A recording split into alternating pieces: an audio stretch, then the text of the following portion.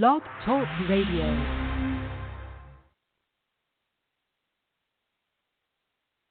An air and sea search is continuing for possible survivors of the Edmund Fitzgerald, a 729-foot ore carrier, which apparently broke apart and sunk last night on Lake Superior.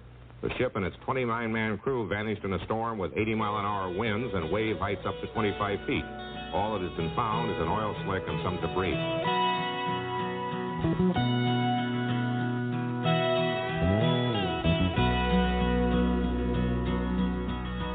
The legend is on from the Chippewa down of the big lake they call Gitchagumi.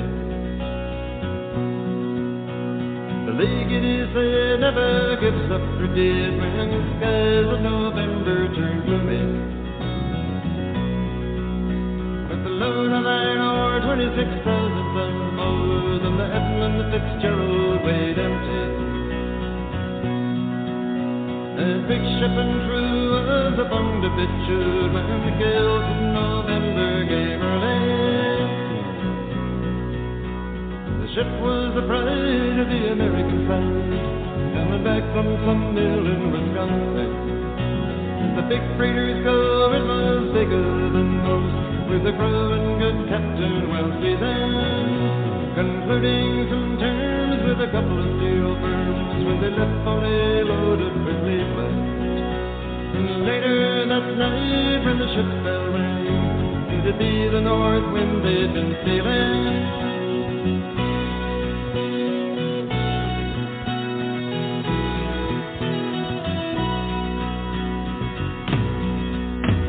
The wind and the wild made the paddle sails down and away broke over the river. And every man knew as the captain did, the witch of November comes stealing. The dawn came late and the breakfast had to wait when gales of November came slashing. When afternoon came, it was freezing rain, the face of a hurricane west wind.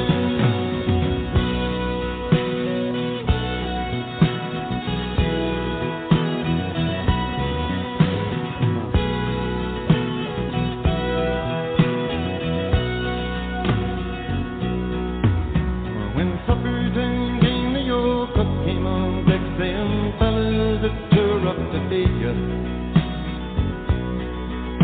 It's 7 p.m. the main hatchway gave in. He said, fellas, it's been good to know ya. The captain wired in, he had water coming in, and the big ship and crew was in peril. And later that night when his lights went in sight, in the wreck of the Edmund Fitzgerald. He last had contact with him, the mate had talked to him. At about 10 minutes after 7, 1910, and he said he was going a long time and no problem. But it looks from the information that we have that it's fairly certain that the Fitzgerald went down. Does anyone know where the love of God goes when the waves turn in minutes to hours? The searchers all say they done made Whitefish Bay. They put 15 more miles behind her. They might have slid out, but they might have capsized. They may have broke even to the water. And all that remains is the faces and the names of the wives and the sons and the daughters. No, I couldn't have him visually. I had him on radar. He was exactly 10 miles ahead of us. I asked him how he was making out with his problems, and he said he was holding his own. I lost contact after that. Lake Huron rose to the sea in the rooms of their ice-water mansion. Oh, Michigan seems like a young man's dream. The islands and bathers for sportsmen. Farther below Lake Ontario takes in what Lake Erie can center. The iron boats go as the mariners all know, with the gales of November, remember.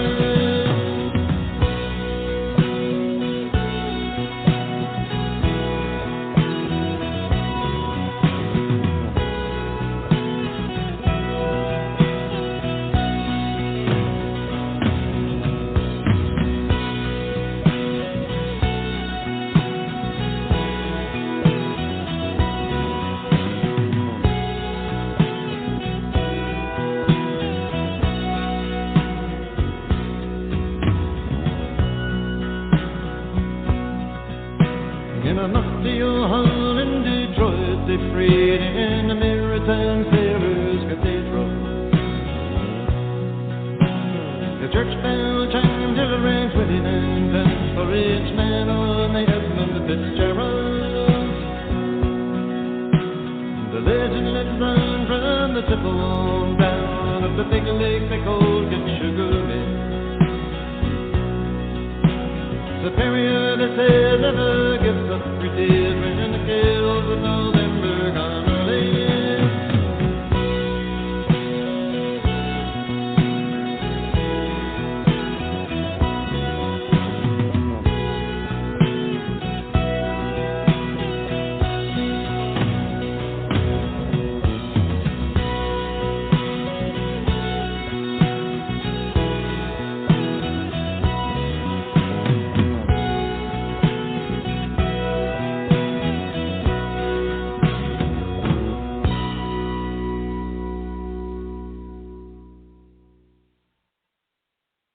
A freighter carrying a crew of 29 disappeared on Lake Superior during a severe storm last night, and so far no survivors have been found. The freighter, the Edmund Fitzgerald, was transporting iron ore when it ran into high winds and 25-foot waves. Rebecca Bell has the story. In the area where the Fitzgerald went down, a sister ship joined the search, but so far all that was found was an oil slick, life jackets, and an empty lifeboat. There was no sign of the 29 men aboard. Officials say the freighter was fighting gale winds and 25-foot waves. The Fitzgerald left the Burlington Northern Docks here at Superior, Wisconsin, Sunday afternoon with a cargo of more than 26,000 tons of taconite ore pellets. She was bound for Detroit. The huge freighter was last heard from shortly after 7 o'clock last night, when one of its officers radioed a nearby steamer to say the Fitzgerald was taking on water and had lost 2 hatch covers. Shortly after that, the freighter disappeared. Well, it's purely speculation, but with a following sea like that, you would consider the possibility of the ship broaching to and possibly capsizing, or else just breaking in half and splitting apart. Even though the Coast Guard now considers the Fitzgerald lost, officers continue to plot the area where debris was sighted in a search for possible survivors. Officials, however, say it would be impossible to live more than 4 hours in the 49-degree waters of Lake Superior. Rebecca Bell, NBC News, Superior, Wisconsin. Hey, NBC News fans, thanks for checking out our YouTube channel. Subscribe by clicking on that. Yes. Does anyone know where the love of God goes when the waves turn the minutes to hours? Hello and welcome to the Mortuary of Shadows, brought to you by Poetic Slice of Life, which is a group located in a website called allpoetry.com, the largest poetry website in the world. I want to thank Kevin and his crew for all they do, keeping that site up and running, giving us someplace to write our poetry, read our poetry, hang out in the chat room with friends, have a good time.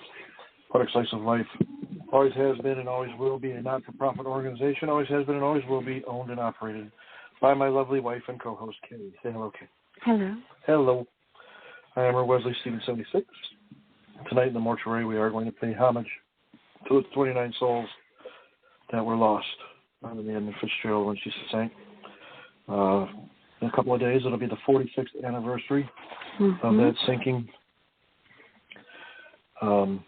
Thought it would be good to just pay homage to her. I had written a poem about her a while ago, and I just thought about why we should do a show, and I think we found some interesting stuff about it, and we're going to have some interesting poetry to read, too, that was inspired by the stuff that we found. Any poem that we read tonight, and the author's not present, we do have written permission from the author to read that poem.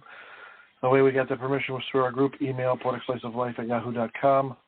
_ between each word, please. It's the best and only way to give your permission for us to read your poem on the air.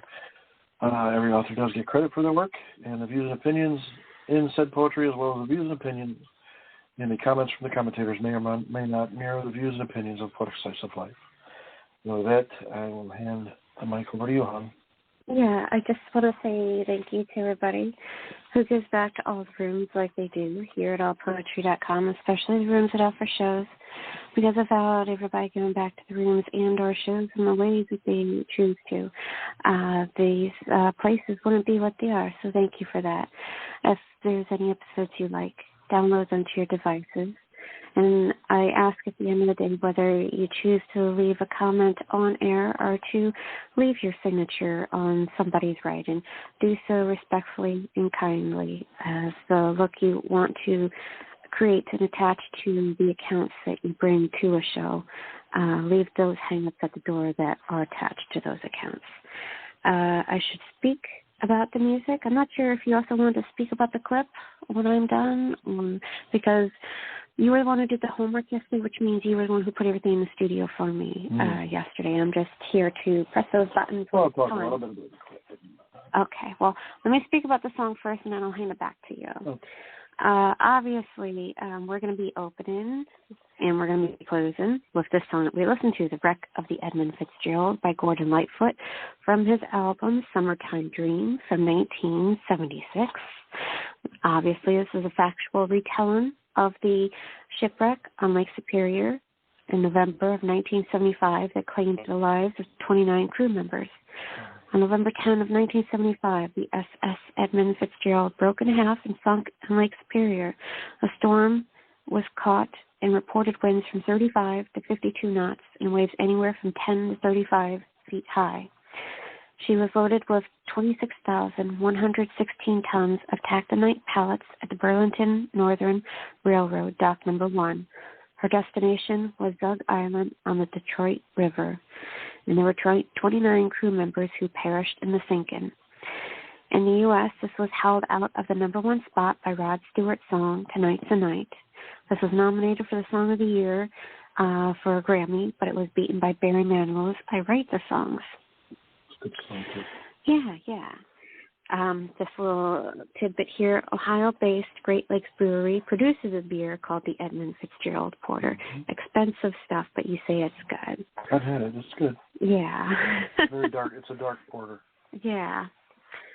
An initial investigation suggested that the crew was partly to blame for the disaster by not securing the ship's hatches.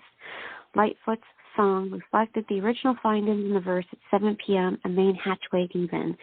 However, in 2010, a Canadian documentary claimed to have proven the crew of the ship was not responsible for the tragedy. It concluded that there is little evidence that failure to secure the ship's hatches caused the sinking. He had said that he intended to change it to reflect the new findings.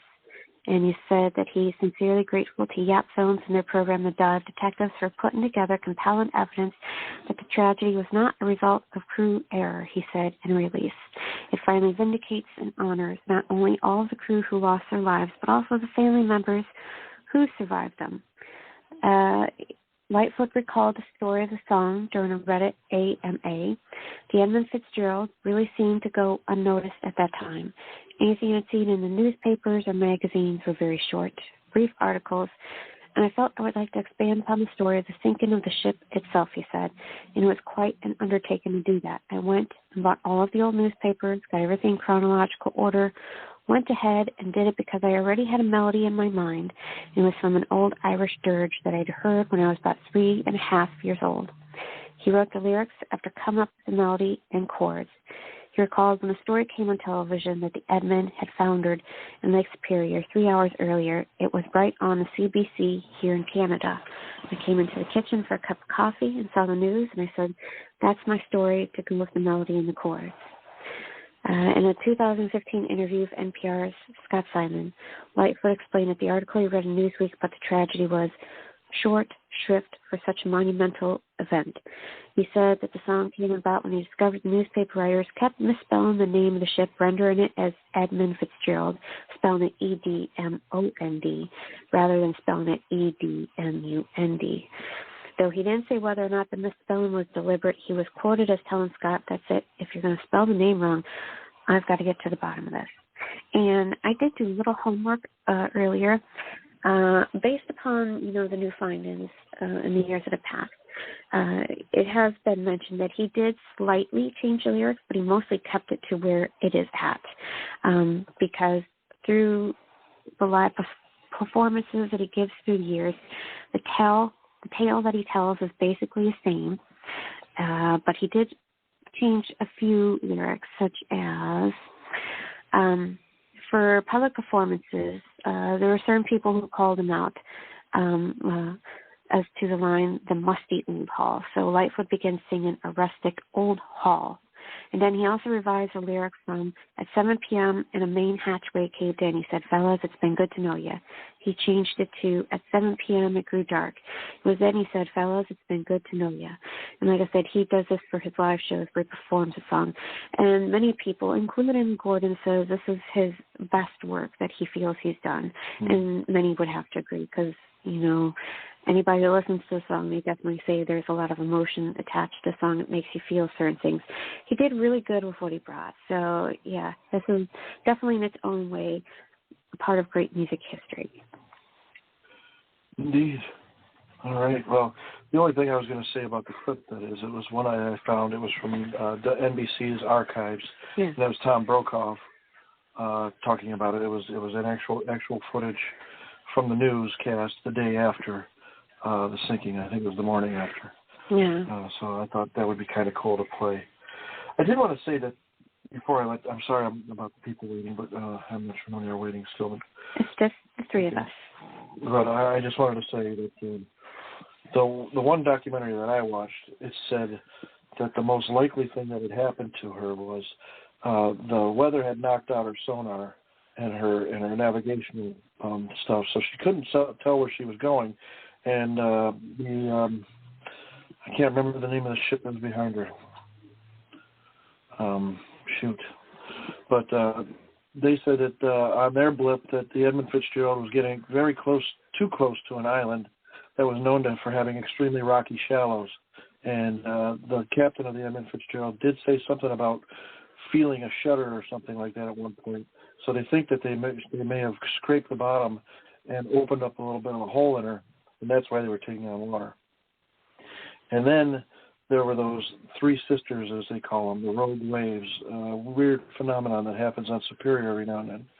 It hit the ship that was trailing Fitzgerald and then went forward towards the Fitzgerald, and they're thinking that one of those waves picked her up, snapped her in half, and she slid right under, like in an instant. And that's why there was no Mayday, no SOS. It was just so fast that they didn't even know what hit them. So that's some scary shit. Kind of sounds like it was like its own Bermuda Triangle. You know, all the stories of, you know, once you get in there, you never come back out, you know. Oh, yeah, right. That's what they said, too, in the song. I mentioned this before. He says Lake Superior never gives up her dead when the winds of November come early. And the reason for that, they say that, is because the temperatures in Lake Superior are so cold that the bacteria that causes bloating and gases in bodies is not existent. So bodies tend to sink in Superior rather than float. And that's why it never gives up her dead. And the only other thing I wanted to mention was when he says Lake Gitchagumi. Yeah. I looked up that. It's, of course, an American Indian tribe, or it might be Canadian Indian. It doesn't say here, but it says it's the Ojibwe tribe. Yeah. And Gitchagumi means big sea or huge water. Oh. Interesting. Well, yeah, with the song itself, there's definitely a lot to speak about there. And, you know, it is its own mystery, you know, because how would you explain that? Because in the span of 10 minutes, from what I was reading online, too, it said in the span of 10 minutes, everyone just disappeared. It just all was there, and then it wasn't. Yeah, the last transmission they heard from the captain was, "We're holding our own." Yeah, yeah. And this, from 7:20 to 7:30, all of a sudden in those 10 minutes. Yep, and the blip fell off of, I want to say it was the Arnold something. What was the name of the ship? Damn it, I'm going to find it. I was thinking about it earlier, all the things I was going to say about the ship that was following them, and I had the ship name while I was at work, but now I lost it in my head somewhere. Yeah, you'll have to look that up so you can speak about that. Yeah, I will in a second, but I'll let somebody in real quick first and say hello.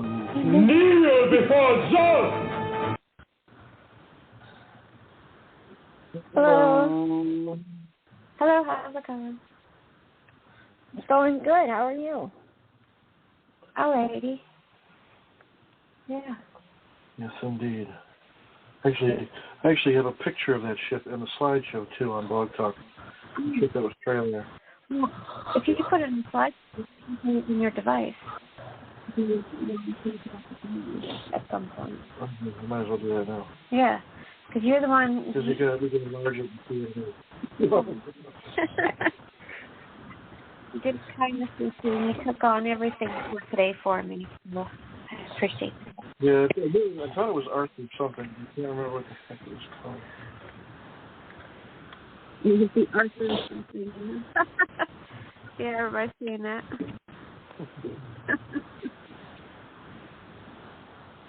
Dropping your picture down. Yeah, I'm looking for the picture right now. Oh, okay. Had a different paint job than most of the Great Lakes. When I was a kid, I was Great Lakes freighters. Yeah. Because I lived in that harbor, Lake Erie, and a lot of them came into the river to unload the stone docks. Yeah. So if they were hauling stone, they were usually doing it at the airport where I lived and grew up. It was cool always seeing those big boats come in. Of course, I was too young to have ever seen the Fitzgerald, but here's a picture of her coming up here. Okay.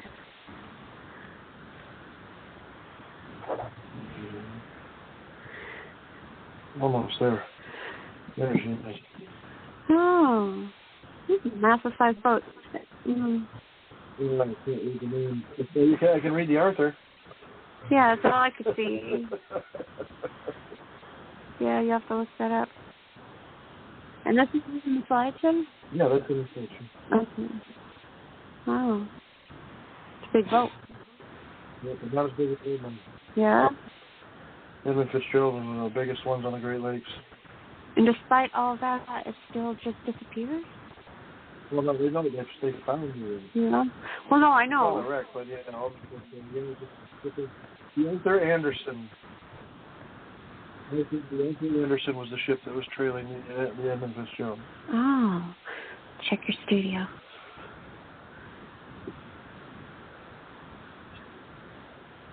Okay. Yeah. Let's say hello. You're a butterfly, and butterflies are free to fly. Don't fly away. You're early today. I wasn't quite ready for that. Right? I haven't even warmed up my pipes. It's always good to be early. Stephen's got to get some sleep. Yeah. Yeah. Unfortunately, I gotta count everything tomorrow. Yeah. How are you, Deb? I'm okay. How are you? Okey-dokey. Glad you came. Yeah. Of course. Yep. Great and subject. your poem is on board. Oh, thanks. Okay. Thanks for the magic. The poem is called The Legend and the Losses of Whitefish Point. Here we go. Rotating winds call to the sailors on the shores to circle the world, sailing the saltwater seas. So they carry steel and lumber, fish and grain, fueled by the flow of the brine that scents the breeze. As hurricane gusts rock the foaming ocean waves, the tsunami chains barrel the freshwater lakes too, spewing wreckage and death with every wet whack, leaving thousands of vessels sunken out of view. Now the lakes and salted seas hold the trinkets and the debris and from wrecks and scattered bones, storing history in an underwater mariner's museum with the trout and salmon as fish chaperones. Cargo ships traverse the waters, but storms hit, shipwrecking boats down in deep, cold water. Edmund Fitzgerald's crew of 29 men died, with no trace of the captain and crew's bodies to recover. The ship and all the shipmates lost at Whitefish Point, claimed by the liquid clutches of the Witch of November. Spectral sailors are spotted off the coast in the haze. Today, a pastor rings 29 brass bells for the crew. From the ghost ship, with the sightings in the hazy blur, shimmering over the aisle, tossing the neon rainbow hue. Last recorded message echoes on the winds whispering, we're holding our own, going on all like an old shoe. End poem. Yes, indeed. The last words heard from the captain of the Fitz. You know, I never actually knew that they still see her out there. I didn't know it. I'm going to have to look up those stories now, too. If you just scroll to the bottom and push play, there's a video. There was I think it was a rock band was out there to tape a music song, and I think he saw a rainbow and turned his cell phone to like catch the rainbow and caught the well, you'll see the ghost ship. Pretty cool. I mean, yeah. I mean, the only sound is really the sound of the wind and the water crashing, but it's pretty cool. And this guy that was trying to, he's not the only one that's ever captured it on film. I believe just the most recent, and it was something that he had shared with CNN. That's cool. I'm definitely going to check that out. I like your your imagery in this, because when especially that second stanza, when you talk about the hurricane gusts rock the foaming ocean waves, but also tsunami chains barrel the freshwater lakes too.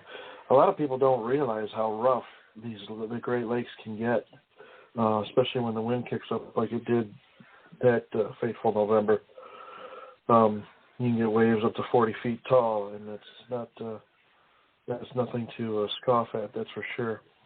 And then how you talk about, it kind of gave me a little bit of a smile when you talk about the trout and the salmon chaperones.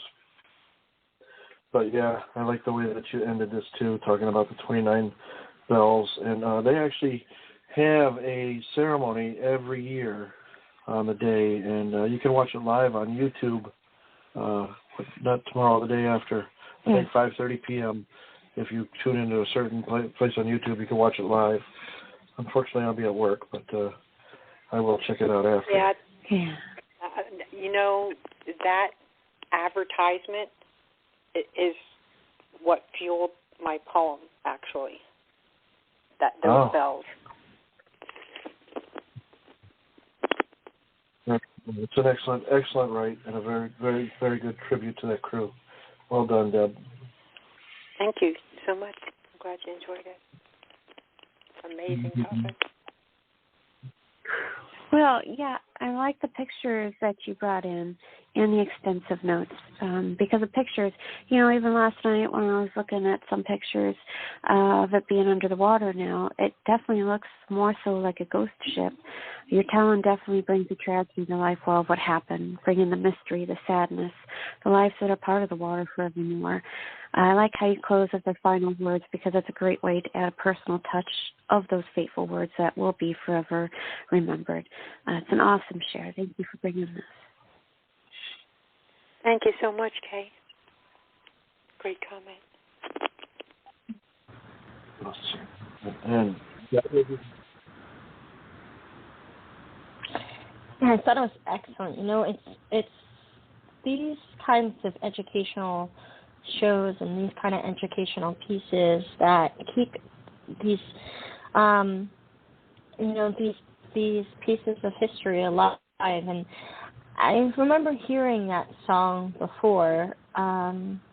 It was familiar to me. I can't say if I knew the words but the melody, the chorus was familiar to me. But I have to say I never really knew or took the time to know, I guess, what it was about.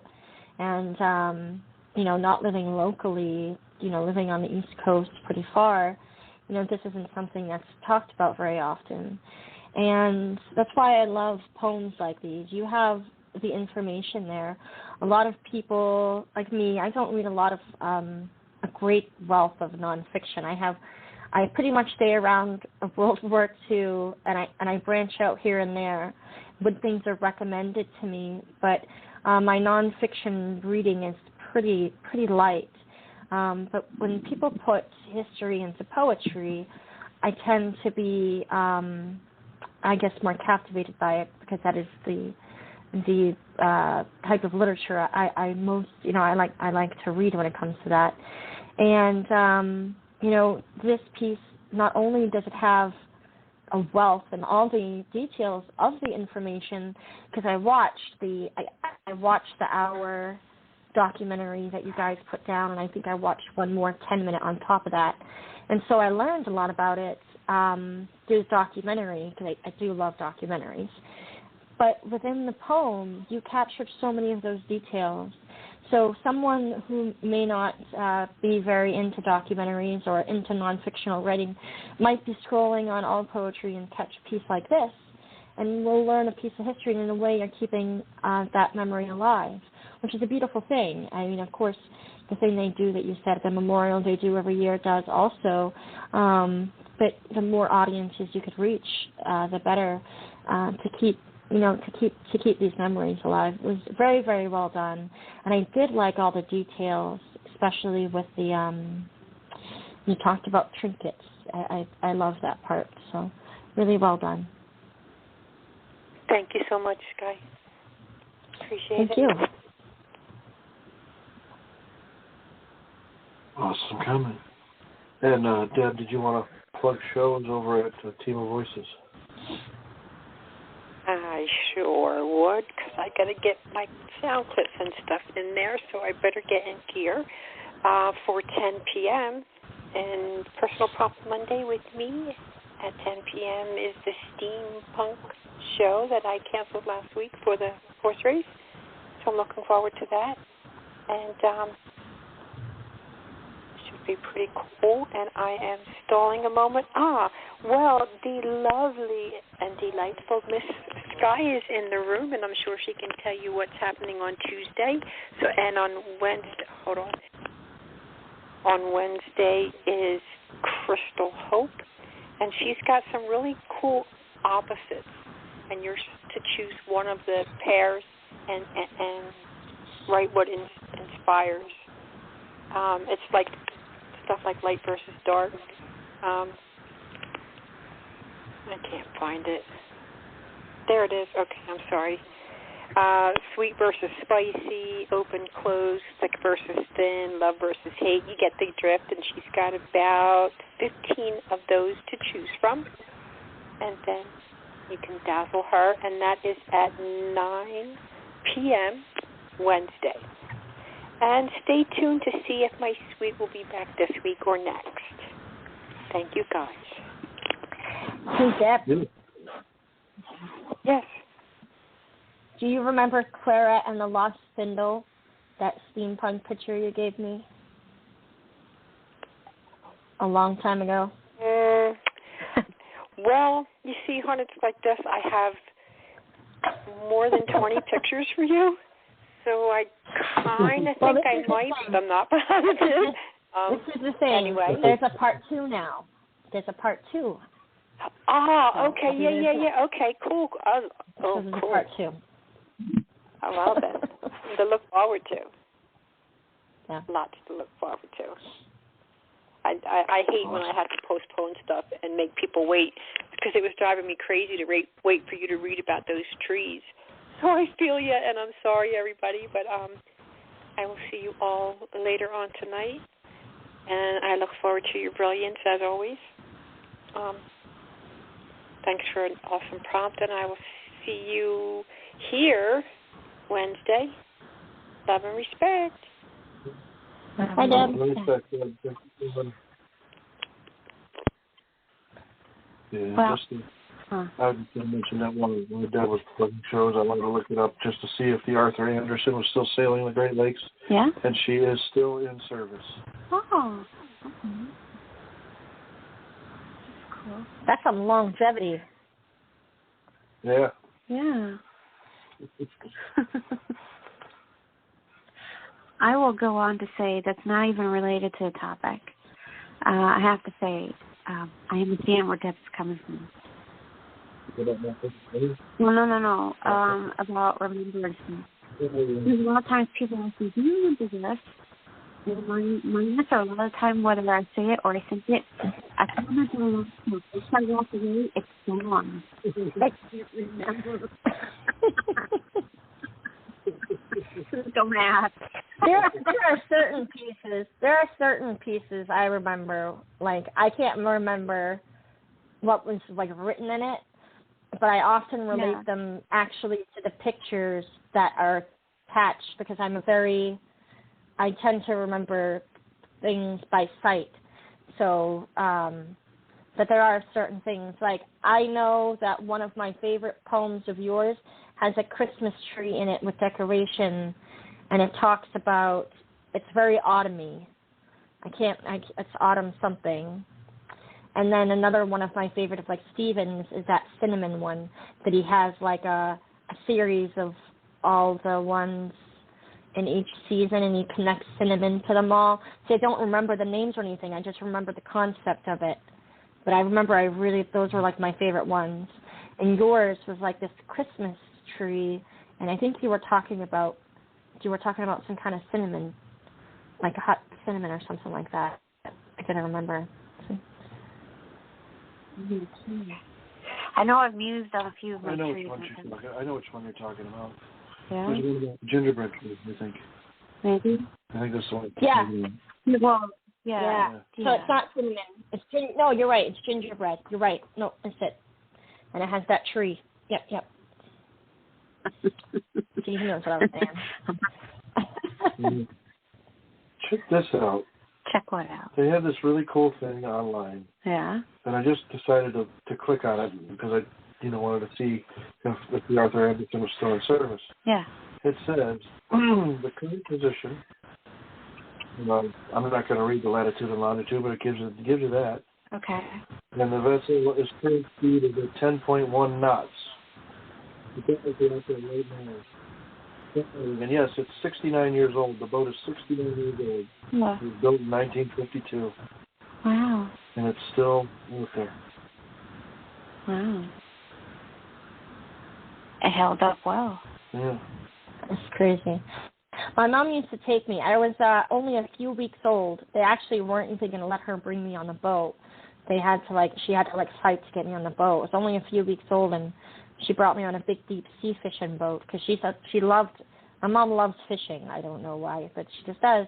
And when I was younger, she used to take us out, my brother and I, on the deep sea fishing boats. But my first time ever going, I was only a few weeks old. So they actually announced it over the intercom because I was the youngest person ever on the ship. And they're like, you can't bring a newborn on here.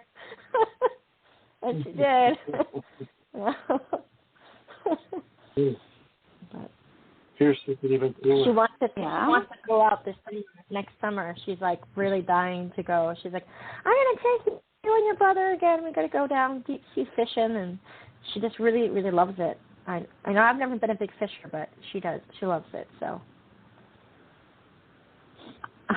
Awesome.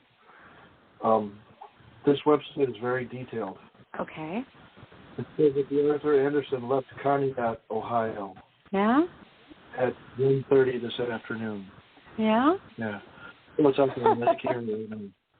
Oh. It's out there. So kind of just like with anything, once it's out there, it just is being documented so that way you know where it's at. Yeah, they got a lot of new safety measures in line now because of what happened to the Edmund Fitzgerald.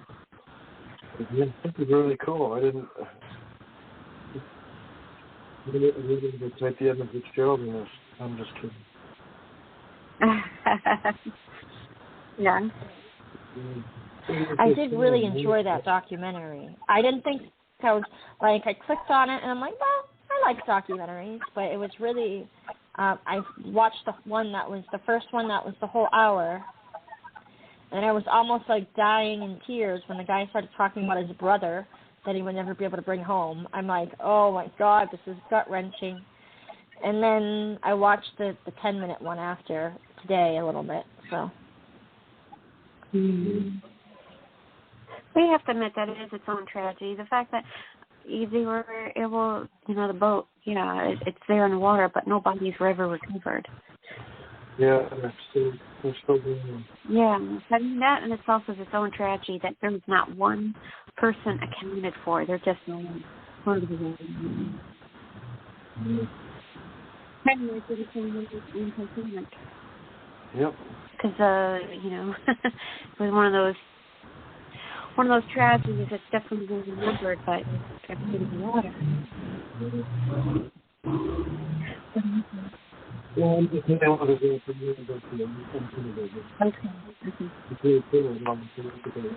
yeah. So, okay. No,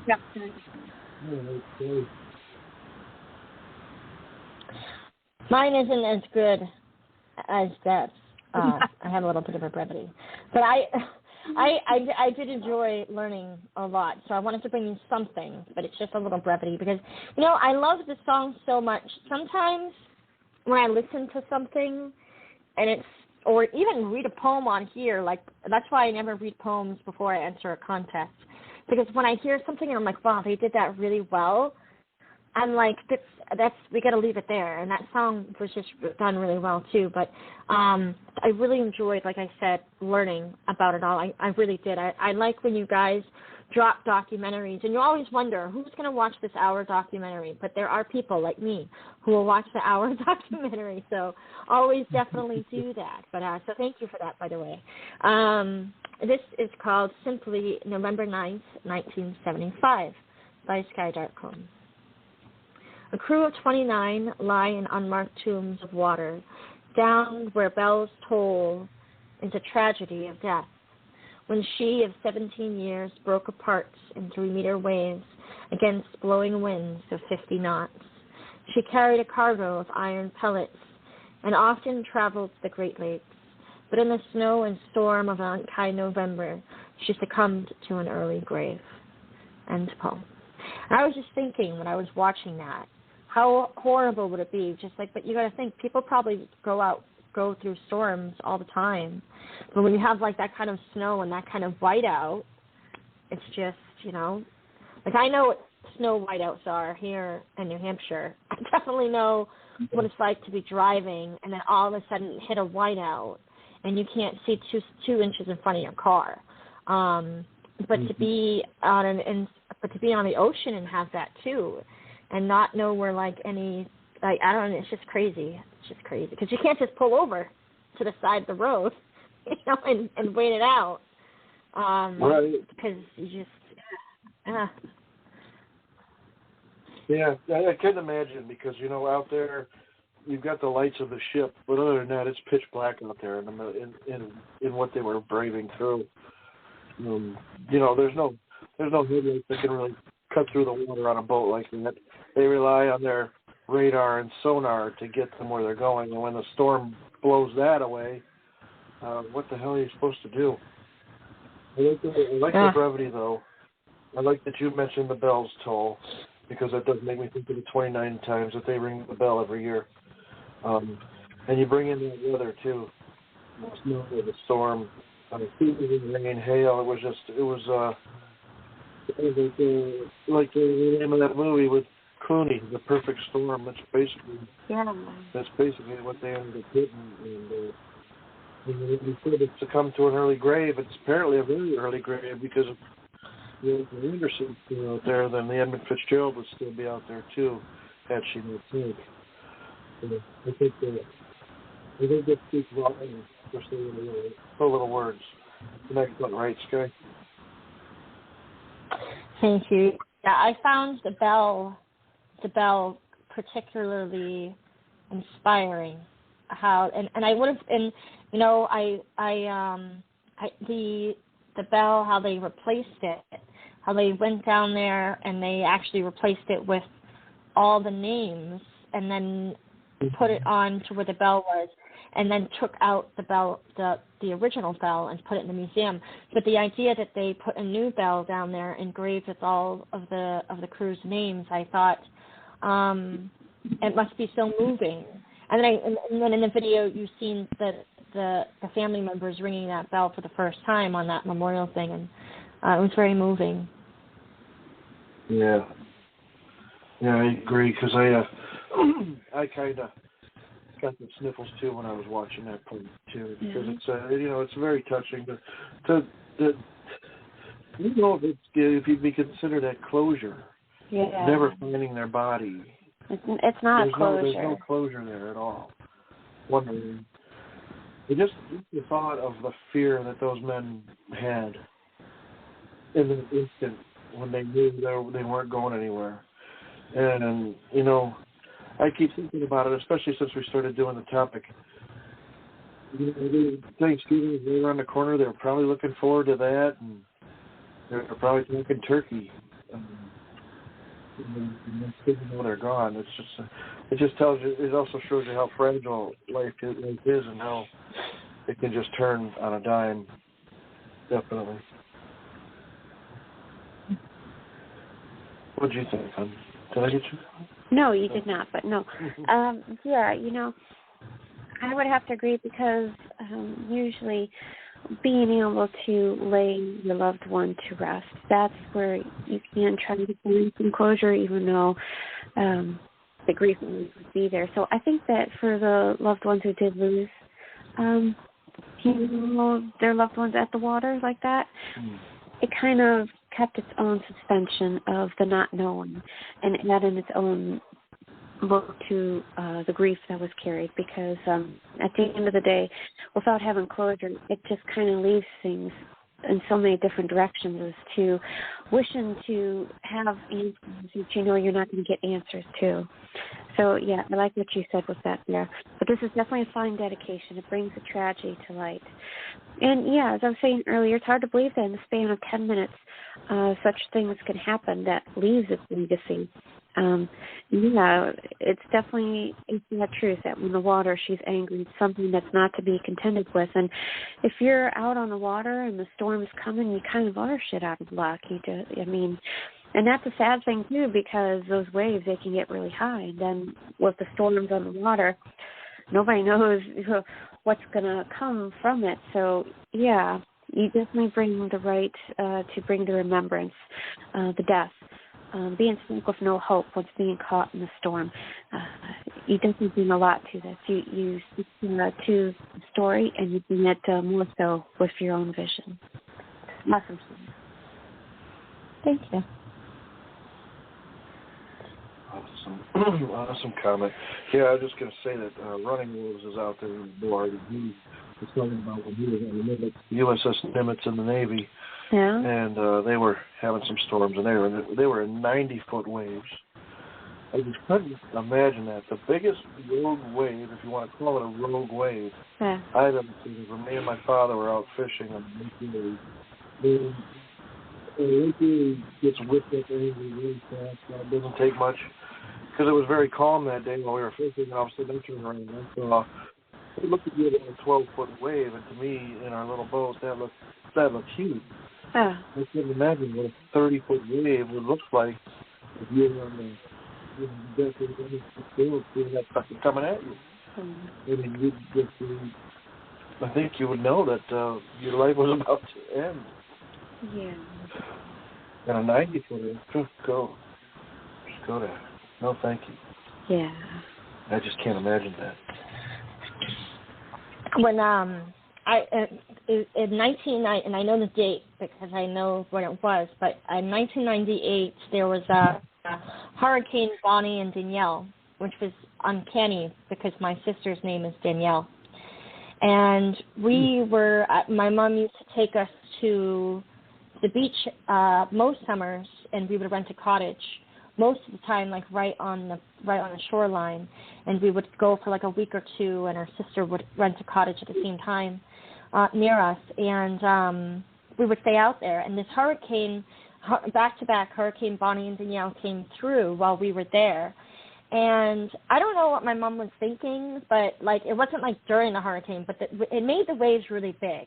So it was, even when it was nice out, the waves were like seemingly nice out, like where they on the shoreline, the waves were just enormous.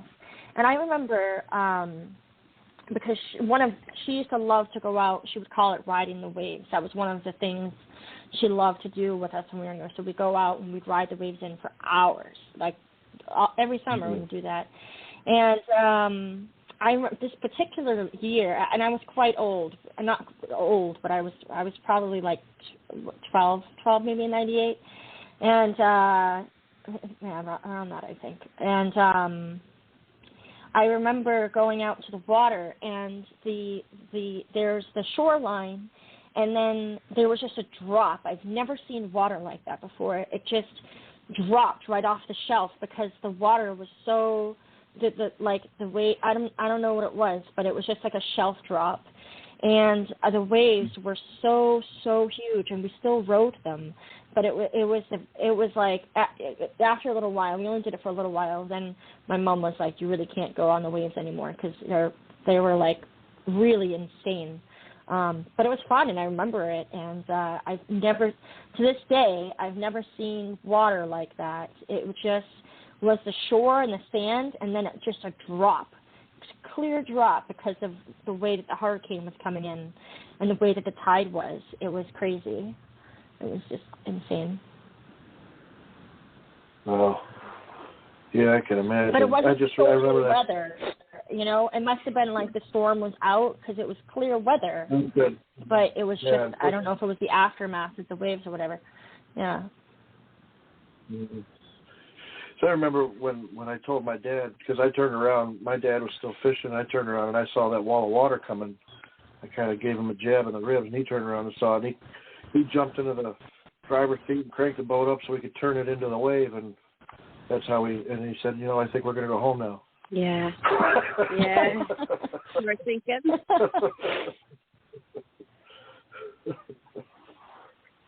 Yeah. All right. So we want to plug shows? Yes. All right. Well, Sky, you have a show tomorrow night if you want to plug that first, and then I'll plug the ones between then and Saturday, and then we'll go back to you. Yeah. I wasn't ready. All right. So tomorrow night, tomorrow's Tuesday, over at Team of Voices, we are doing my monthly Tuesday show, Down the Tube, really random stuff with Miss Darcombe. And we're going to be talking about some pretty random stuff. One of the things is this 10-minute video on dangerous water slides, which, like, I don't know, you would have catch me dead on some of these water slides. They are really, they're just too much. That's too much anxiety for me. But a lot of people who love thrills, they go on them. So there's one about water slides, and then, of course, the deepest points of the earth, which talks about, obviously, the deepest points of the surface and the ocean, mostly the ocean, I think, in that video, and about how much of the ocean is really not explored. And the third one is the Devil's Kettle, and it's a pretty cool. For a while, I had geologists confused as to where this water was going to into this waterfall and coming out of, and it took them a while to figure it out. My prompt is you could write about it, or you could write about, like, pretend where you would have thought it was going to. If we still didn't know, they did figure it out in the end. But if you didn't know and you were trying to speculate, and you could go fiction or reality, so if you bring in aliens, that's fine too. So that's it. 8 p.m. Eastern Standard Time. I hope you guys have fun with the prompts. You pretty much can go anywhere you want. Something tells me it's Deb is probably going to pick the water park thing because there's a documentary on HBO about that place in New Jersey that was its own death place. Action That one's in there. Yeah, that one's in the clip. Yeah. Oh. Yeah. Action Park. A lot of kids died. Yeah, there's like this 10-minute. There's 10 most dangerous waterfalls, and the New Jersey one is in there in that video clip. So yeah, I wouldn't be surprised actually. That's good thinking. I don't know. Some of those ones they have like trap doors. Like you literally stand on the trap door, and then they release the trap door, and you fall through, and then the trap door. Like I would not want that. And then there's like one the trap door closes halfway through the person isn't even out of it. I'm just like, why? Oh, exactly. I don't. It's amazing. That place was in the business longer than it should have been, actually. Yeah. With all the shit that happened, and they got away with it for too long. Yeah. I got to see the movie. Yeah. Johnny Knoxville did a movie about it. Oh, yeah? And I can't remember what it's called, but Knoxville did it. Definitely figure it out. Haven't heard of it. Yeah. And you know who wrote already one to that? Yes. Yeah, but he's not a member of Team of Voices. No, but I'm just saying that he did write one. Because it was kind of funny. I had just watched a documentary about Action Park like 2 days before the show, and Raz brings this freaking poem about Action Park. I'm like, dude, I just watched the documentary. No, I know. Well, you know, I on YouTube I watched like the 10 most beautiful places, the 10 most scariest bridges. I'll run through. So a lot of the times it'll give you, you know, when like YouTube will start giving you suggestions because of your watch history. So this was just a suggestion. Like I wasn't like searching water slides, but it just happened to come up in my suggestions because in the past I've watched, you know, like different places and 10 most like beautiful forests and things like that. So I seen it and I seen the suggestion and I'm like, huh. And then I watched it and I'm like, yeah, never. Them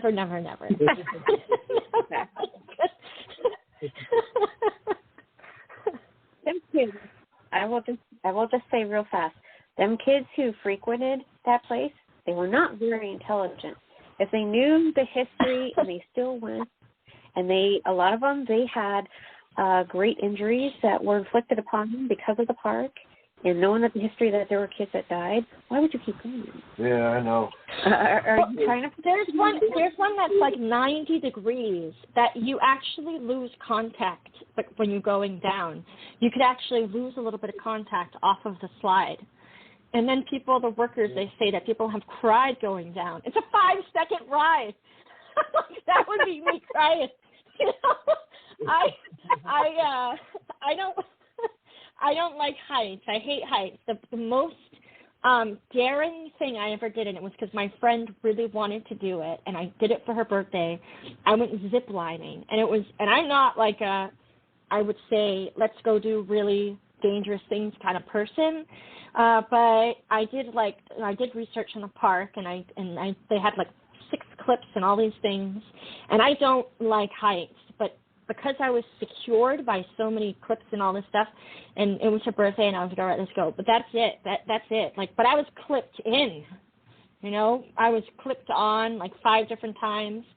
These people, there's no clipping in this slide. You're just trusting gravity not to pull you right out. Oh. You know, Action Park was mostly a water park, and you would have these idiot kids that didn't even know how to swim go there, and they'd have to be saved. And then, you know, in the documentary, some of the guys that used to work there, they would say, and then we'd give that kid, one of those kids, they'd get a bracelet, and on the bracelet it would say something like CFS, which stood for Can't Fucking Swim. Well, one of the slides they put in there too, you go through a tube, and all these sharks are all around you through the tube. Like it's in a thing, and you go underneath the water, and there's sharks everywhere, like live sharks. and you're going through this tube, and you're just seeing these large sharks through the tube, because the tube goes underneath water. So you go down a slide, and then you tube through more water with a bunch.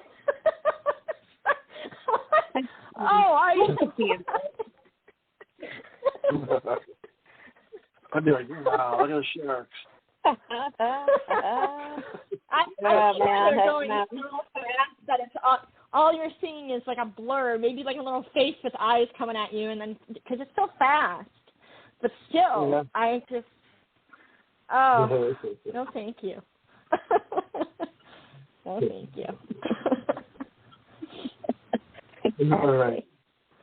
I'll get back to playing. Okay. All right. Our next show here is Wednesday night at 10 p.m. Eastern. It is the Poetic Slice, and it is Agnes Season. The artist with the watercolors, beautiful, beautiful paintings, usually with a bit of a dark edge. And, she is our rolling year artist that we'll be doing once a month for a rolling year. Check out the paintings that Kay found. See how they make your muse spark. Mm-hmm. Thursday is a special show at 9 p.m. Eastern, as we're going to celebrate Veterans Day and honor our vets. Yeah. I said that's 9 p.m. Eastern. Something different with the request is Friday at 8 p.m. Eastern, and it is open brevity, 130 words or less. And that takes us back to Sky on Saturday. Yes, and I'm very excited. On Saturday, 8 p.m. Eastern Standard Time, we are celebrating Forrest Gump. Now, there is a book that I haven't read, and I'm just to put out there because I know sometimes Kay likes to read too. Not sometimes she likes to read, but likes to read of the subject matter that we're presenting on the shows. But it's a short story too. I've never really looked into it, but I think I'm going to. I'm very excited. It's one of my favorite films. I do ask that you take care of the subject matter and just be, appropriate if you bring in humor, put it in a positive way, not in a negative way. And you could write to any of the themes, scenes, characters, quotes. Of course, you can go anywhere you want. The themes, too, you could write, there's lots of songs, wonderful songs in a film. You could write to any of those. You could write to any of the historical events that Forrest is somehow involved with. So it doesn't necessarily have to be about the film. It could be about some of the events that are taking place during the film. So there's lots of things that you can do. I pretty much give you guys free reign on these shows. And it's at 8 p.m. Eastern Standard Time. And I'll see you there. Awesome. And that will take us back around the corner to next week's Mortuary of Shadows, which will be back at its regular time, 11:30 p.m. Eastern. Mm-hmm. And it will be another episode of our Year of Poe. And we will be looking at the short story by Edgar Allan Poe called The Imp of the Perverse. We have quotes from that? Yeah. Yeah. I take great lengths in studying up on these subjects before I bring them, because there's a lot of Poe stories, and actually trying to narrow it down once a month is actually a challenge. Difficult, yeah. Yeah, because there's a lot of great stuff that you put out there. Yes, indeed. You know what I wrote for Sky already for Saturday? Yeah? My poem says, it goes exactly like this. Shrimp salad, shrimp kebab, coconut shrimp cocktail. Oh my God. If you bring me a whole poem about all the ways you could cook shrimp, I will be happy. I think I'm going to put that clip in the studio. I'm definitely going to put that clip in the studio. You should. You should. Now, we have somebody at the door. I will let her in. I love shrimp.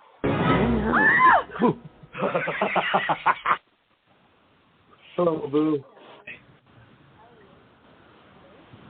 I can barely hear you. Good, yeah, I can barely hear you. Uh-oh. Is that better? Yeah. Better? Okay. I'm going to go outside. Sorry. Super loud here. Okay.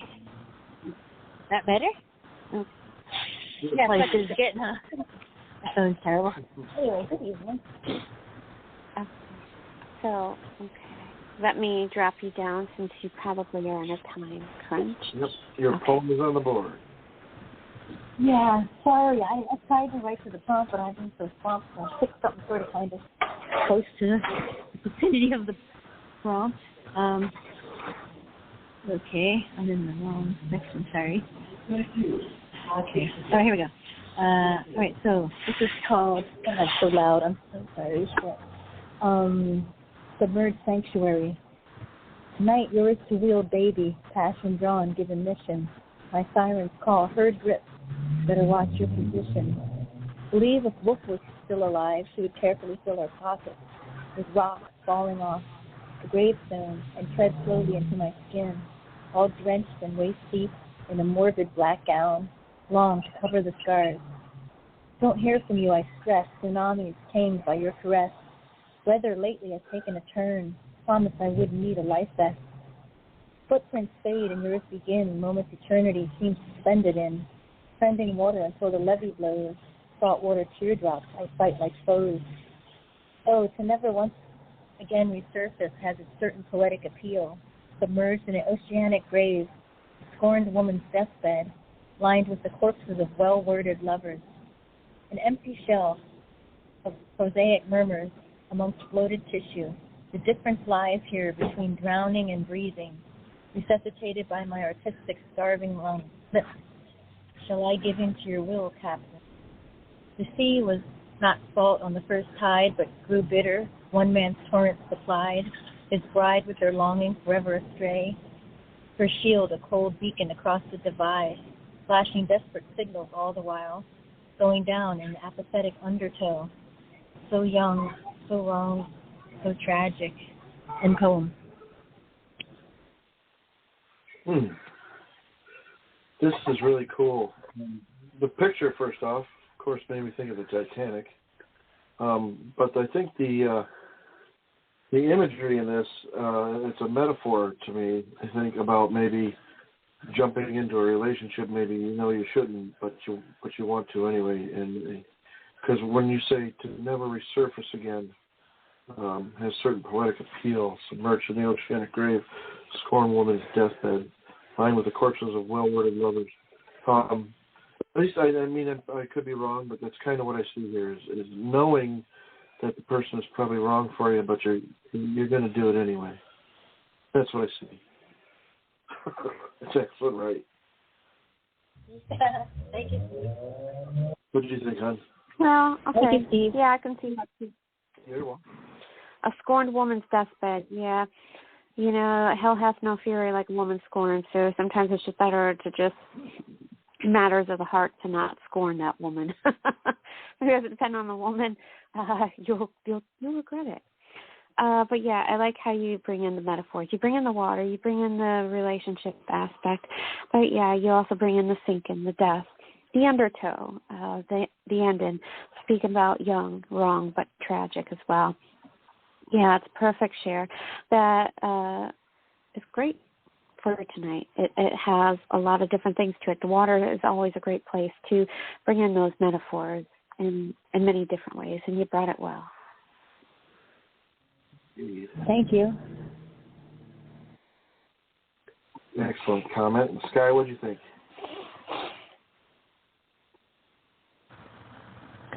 Are we, like, we're on Submerged Sanctuary, right?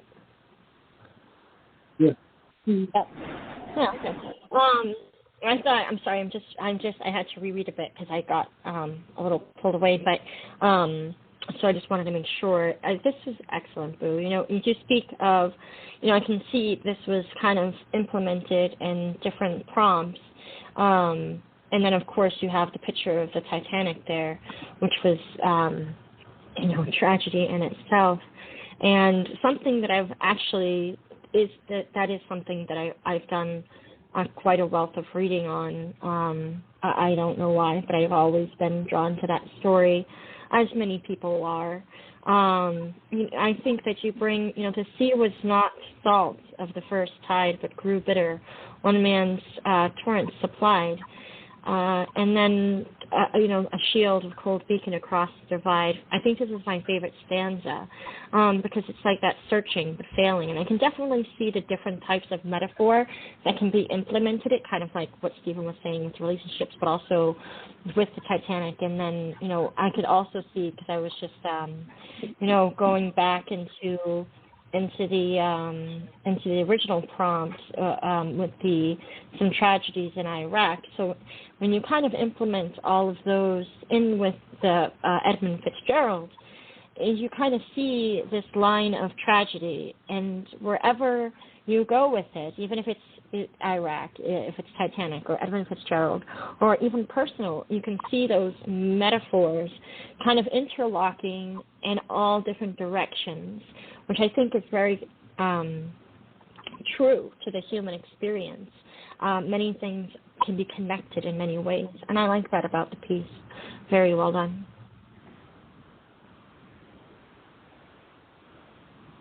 Thank you, Baby Cakes. You're welcome. Excellent comment. And Boo, did you want to plug shows over at LCN? I don't have my car. Sorry, I'm on a rough day. The schedule exactly with me at the moment perfectly, so I'll just say that Wednesday is our house at the ACA, and that's at noon Eastern, and I'll have to get back to you on the rest. Thank you. Thank you. Yeah. That's fun. What a boring conference. I'm trying to get the hell out of here.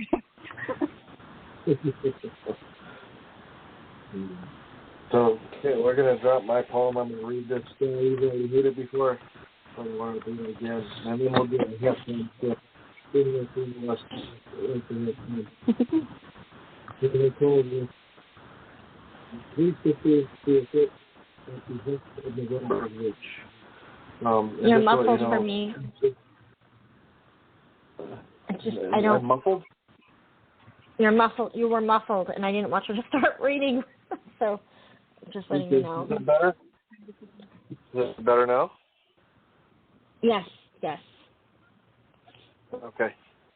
Anyway, the Three Sisters is a phenomenon that happens on Lake Superior every now and then, when it's actually a series of three rogue waves, 20 to 40 feet tall each, and they're thinking that that's what really ended up doing in the Edmund Fitzgerald, so that's why I call it Three Sisters to a fit at behest of the November's Witch.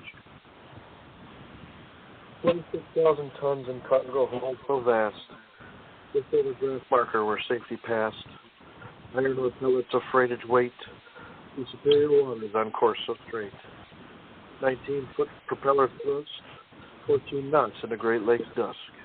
November's witch so early pursed, her lips in blue, a gale so cursed. Shallowed anger of waves did kick, obsidian brine calling Edmund quick. 35-foot swells opening prevailing throat, and swallowed up 700-foot boat. Three Sisters of rogue then filled up water's whole, and the witch had a terrible grin. 530 feet down, Bill stopped the sound. In the cold, dark depths she'd skid. Snapped in half like a floweret, resting on freshwater bed. To 28th draft mark buried in silt. 29 crew lungs, water filled. End quote. Because I see in the author's notes that he also included the names of the men who did lose their lives. So I think that's cool right there, because in education concept remembrance is really important. But I like what you brought here, because it's the right set. They've been bringing in the tragedy, bringing in the remembrance. You definitely serve the words well and bringing this to light. It's wonderful there, and honors those lost in community. What do you think, Steve? Well, I love this one because it's on my recommendations list. That I'm going to have to start breaking that thing up or something. I don't know. The thing about the recommendations list is it's good because it pins it to your page for a little while. But this is, I did read it, and I recommended it before, and I know that I wrote a very short comment. Sometimes when I really love it, I'm just like, this is wonderful. And then sometimes I do that even in my contest. I'm like, this is brilliant, and then they get the gold. It's my least comment out of all the poems, but I can't help it. Because you say it all. It's just wonderful. Like, I don't, you know what I mean? Like, I could go on. But sometimes I'm just like, this is just brilliant, and I love it. And so if ever I do that, don't think that I'm being just quick. It means I really did love it that much. That's all it needs for me. It's just, I love it. This is brilliant. That's it. The detail in it, the 19-foot propeller thrust, 14 knots into the Great Lakes dusk. This brilliant rhyme, which I really enjoyed. I thought the cadence was quite brilliant. And then, of course, you bring in the shallow anger waves did kick obsidian brine, calling Edmund quick, which I thought was very clever in the way that you tell the story. And again, I have to echo what I said earlier, that song that you played at the beginning. It's so good. Sometimes it's hard to do an adaptation of information when you think, oh, this is where you hear information in a certain way. At least it's for me sometimes. I'm like, wow, that's good. And it's hard to kind of take an adaptation of it. Not saying it's impossible, but sometimes it's hard. And that's what you did. You brought through this storyline, and you brought it in your own way and with details, and it's nothing like the song, which I appreciate, and yet it still holds all the details. So I think it's cool when people can take information and kind of filter it through different ways, the way that you did, and again, the way that I appreciate the song, except you did it into a poem with brilliant and different rhymes. And then I liked the information about the Three Rope Sisters, because I don't know much about that. I don't know much about boating, I guess you would say. So I like how you explained it and how you kind of put it in there. And I have to agree with listing the names at the bottom, which is a wonderful tribute also. I love this poem, all in all, if you couldn't tell. Very good. Thank you, Scotty. Thank you. What do you think? Is that are you pressing the button? Oh no, that's Boo unmuting. Okay. Sorry. Yeah, like usually this wouldn't be like my cup of tea kind of poem to read, but you made it readable and enjoyable because your rhyme is so smooth and so good, and that just captures you, and it flows kind of like sing-songy. I hear music with this one, and I think your rhymes are so great. And this is like a poetic Cliff Notes version of what happened. And I've never heard of this situation that went down before. So it's good to learn about that. I mean, I always like to learn. I like how you say three sisters are filled up with water's hole and the witch a terrible grin. 500 glide stopping sound and a cold dark death she'd skid. I also love the one I put on the board, November's witch so early pursed her lips and blew a gale so cursed. It's very entertaining, and it's a great poem, very poetic, and I think this deserves a front page if it hasn't been there yet. Great poem. I'm with Sky. Thank you, Boo. All right. I mean, you're like the king of pens, too, by the way.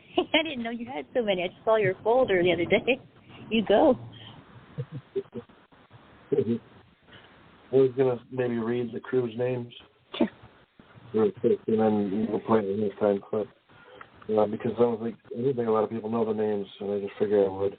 The crew members that were lost, their names are as follows: Michael Armagost, Frederick Beecher, Thomas Benson, Edward Binden, Thomas Borgeson, Wilbur Champeau, Nolan Church, Ransom Bundy, Thomas Edwards, Russell Haskell, George Hall, Bruce Hudson, Alan Coleman, Gordon McClellan, Joseph Mazes, John McCarthy, Ernest McSorley, because he was the captain, Eugene O'Brien, Carl Peckall, John Polyach, James Pratt, Robert Rafferty, Paul Ripa, John Simmons, William Spengler, Mark Thomas, Ralph Fenton, David Weiss, and Blaine Wilhelm.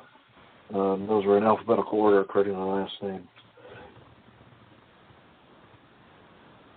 And I do have to say this, although I've run into a dead end with my research. Yeah. One of those crew members has the same last name as my mother's maiden name. Mm-hmm. And they are from the same state that my grandparents were from. So I'm trying to find out if I'm actually maybe related to one of them at the bottom of Lake Superior.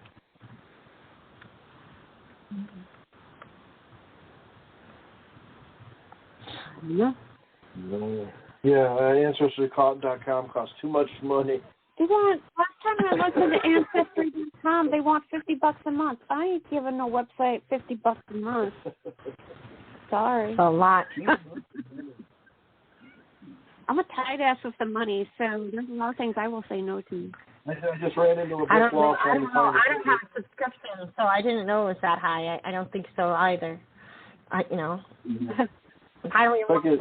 even want to pay Netflix $15 now that they put up their prices. So, you. So then you can't watch Big Mouth. Yeah. Or F is for Family. Two great shows. Recommend them.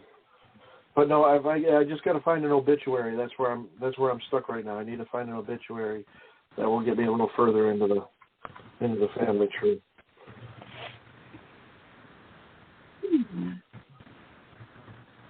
So I want to play a halftime clip. Yeah. That's a 10-minute. It probably is the other one that you watched, Sky, because you said you watched a 10-minute documentary. Yeah. This clip is a 10-minute documentary that I found. So this clip is 10 minutes long. So sit back and listen. Okay, you ready? Ready. Okay.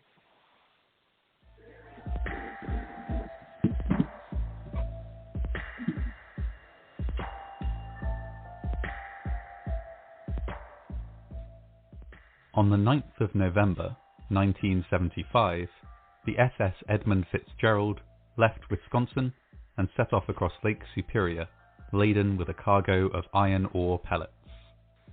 It was a journey the cargo freighter had made many times before, but this particular sailing would be different.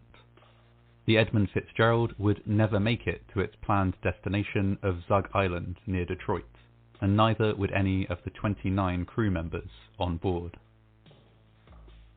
Construction of the Edmund Fitzgerald began in 1957 and was completed the following year. The freighter was, at that time, larger than any other on the Great Lakes, measuring as it did 222 meters or 729 feet from bow to stern. The gargantuan vessel was owned by the Northwestern Mutual Life Insurance Company and was therefore given the name of the company's then president, Edmund Fitzgerald.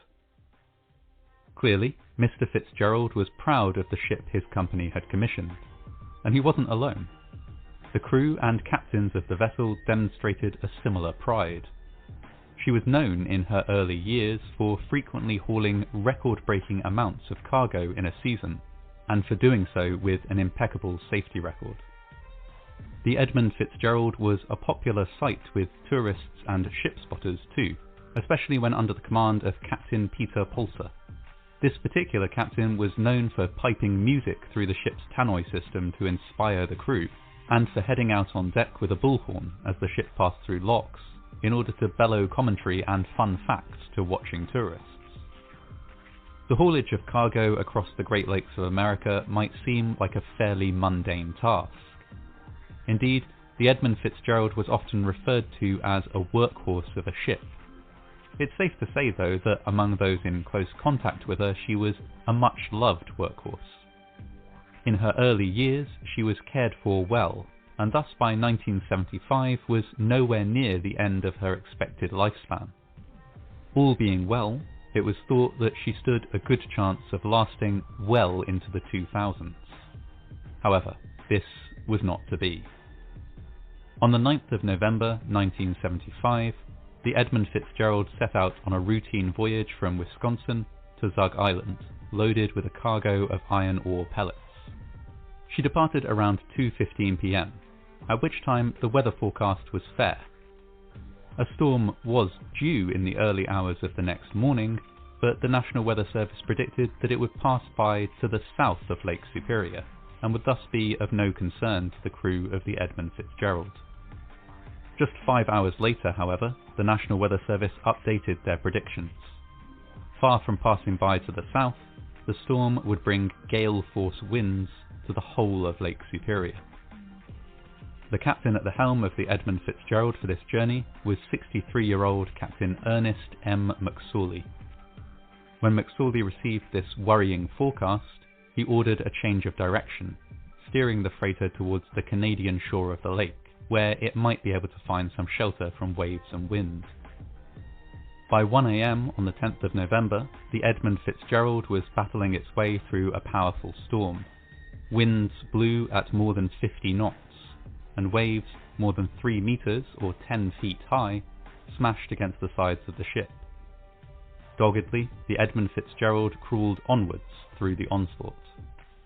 Morning came and the storm continued. At around 2:45 p.m. that day, snow was added to the already challenging conditions, reducing visibility and forcing the Edmund Fitzgerald to slow to a crawl.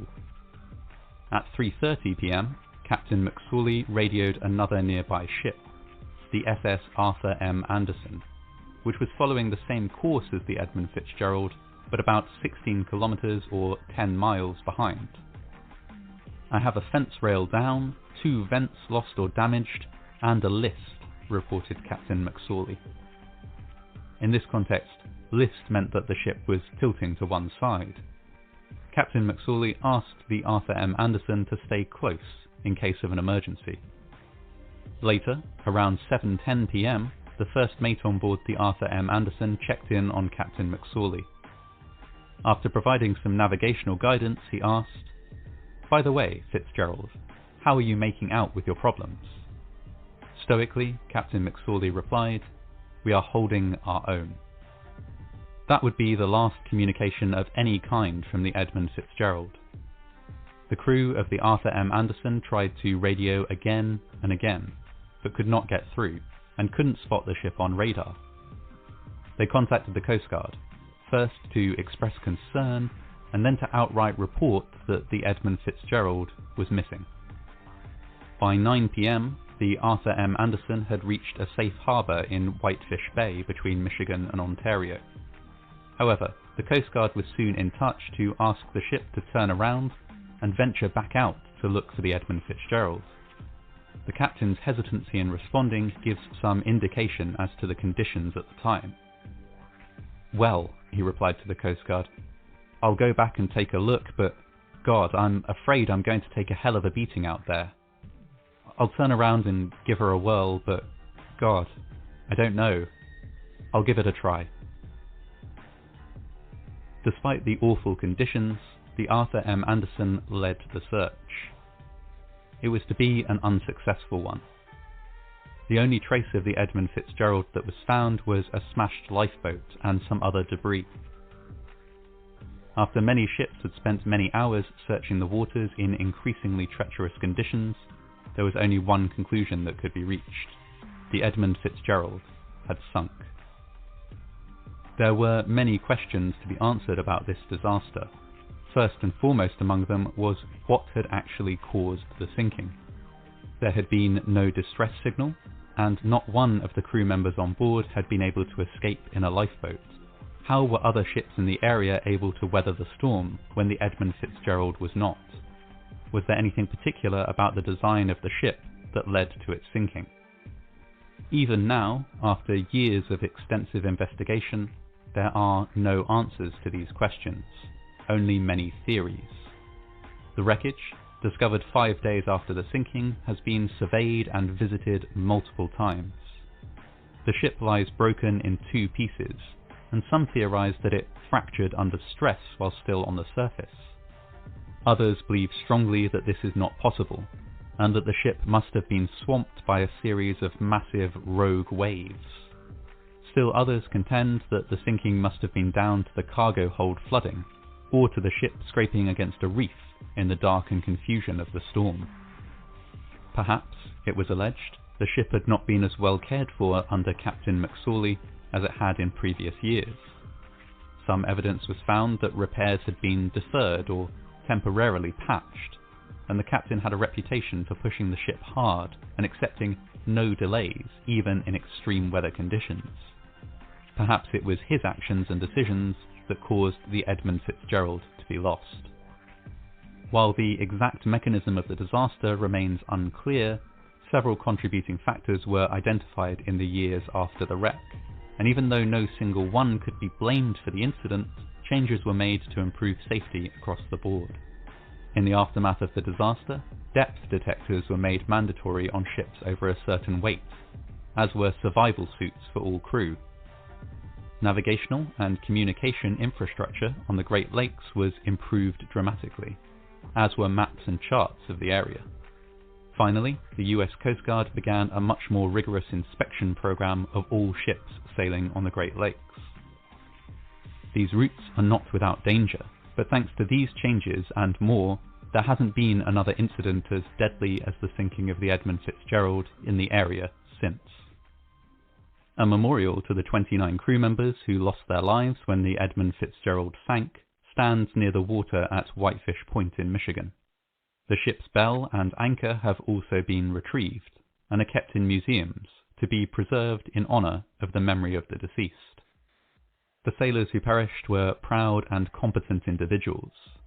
Though we do not necessarily know exactly why they were lost, we can still appreciate the immense risk they took in order to carry out their work. Shipping on the Great Lakes continues to this day, an everyday, necessary undertaking which fuels industry and powers a nation. The journeys back and forth across Lake Superior and the other inland bodies of water in the Great Lakes chain may seem unremarkable, simply because they happen every day. The cargo is mundane, the work steady. But, as the Edmund Fitzgerald shows, the crew who undertake this relatively thankless work do so at great personal risk.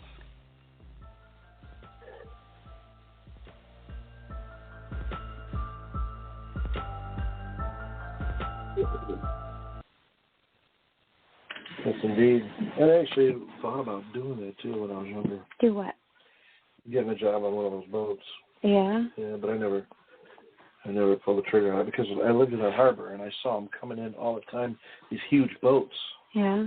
And I would just stand there in awe watching them pull into the Grand River and park right next to Fairport and unload their cargo. And I could sit there for hours just watching them unload stone. Most people would say that's boring as hell. But I used to love just sitting there and watch them doing it. Yeah. Yeah. So, I don't know. But yeah, it is thankless work, and it is a great risk to their own lives, apparently. So, yeah. Well, yeah. Yeah. I thought that a while ago when you read yours, there was a story that you were telling me about from your father. Oh, what, the numbers? Yeah. Yeah, the numbers, because he told me about it. Well, we didn't live in the harbor when I was first born. We lived in an apartment building in the town south of the harbor. And we moved into the house in the harbor when I was 3. Yeah. Making my sister 1. And the master bedroom has a huge window in it, still does. Yeah. Do you remember that window? Yeah. And this was before we afforded any air conditioning or anything like that. Because as we were talking, this would have been 1973. Yeah. And so the window was open, and it was faced north, which is where these big, huge cargo boats were. And there's a guy down there who would yell out off the loudspeaker. I mentioned it in my poem, what those marks were called. Do you remember what I said? No. Hang on, let me find it. I don't remember much. I just remember you mentioning to me about the numbers from what your father had said. Where's it at? Oh, draft markers. Draft markers. There's draft markers, and on the side of the boat there's draft markers, and it says, and it's like in feet, 1, 2, 3, and the draft markers are how much the boat sinks into the water as the cargo's put on there. Oh. So as it gets to a certain draft marker, they want to stop. They don't want to put any more on. Yeah. To make sure it's a safe voyage. And then when they're unloading, there's a guy on a loudspeaker who will announce what draft marker it's at as it's unloading and rising back up out of the water. Mm-hmm. And my dad said that he would have dream after dream for so long of people going 10, 9, 8, because he was hearing this while he was sleeping, because he could hear it through the whole harbor. That's kind of cool, though. Yeah, but then it was something you got used to, and you didn't hear it anymore. Kind of like where we're at now. Yeah, because the main road that's just... Yeah, because when we first moved here, you used to always complain about hearing the trucks, mm-hmm. the train, and the distance, but now it's just part of everything where you don't even really hear it. You Yep. don't think about it. Yep. If you're there long enough, you get used to it. Yeah. So, yeah, that was something my dad said he had to get used to. There were some nights where he wouldn't fall asleep because he was listening to the guy count. So it's just... It became part of yep. his... And they still do that, too. So I kind of miss seeing those boats. I used to... Yeah? Oh, yeah. I used to love it when I'd hear them pulling in, because you could hear their horns blow out that they were pulling into the river. And so sometimes if I was in my yard and I heard it, yeah. I would hop on my bicycle and ride like the frickin' wind to watch this guy pull in. That's pretty cool, though. Yeah. Yeah. Yeah. And they all resembled the Edmund Fitzgerald. All the lake freighters, Great Lakes freighters, they have that same type of shape to them. Yeah. Yeah. Just some are bigger than others. And the Fitzgerald was like one of the biggest to sail the lakes. Mm. Yeah. That's cool. Okay. I should drop the last poem down. We have one more poem. Yes. Does Sky refresh her tea? Maybe. I did. Yeah, I did. I did refresh my tea. Those things are important. And I'll tell you later. All right. Okay. Okay. Well then, do you want me to press play for Phil's audio? Yes. Okay, here I go. This is a poem by Phil the Poet called Sad Tale of the Edmund Fitzgerald. The Edmund Fitzgerald went out one November night. The wind conjured up a storm as Superior's waves crashed upon the deck of the freighter that cold November night. The witches cackled, the winds howled, the waves did smash, tossing and turning the Edmund Fitzgerald like a toy, men struggling with nature's bombardment, trying to survive. Panic sinks in as Johnny thinks about his wife and little boy. The tempest has her claws out. Will there be anyone left alive? Working for a little extra to pay the rent and help get by. Should have stayed home with Betsy, listening to the storm outside. But Johnny is soaked to the bone, gives an eerie sigh when he realizes that this monster will never subside. The Edmund Fitzgerald groans as it splits in two.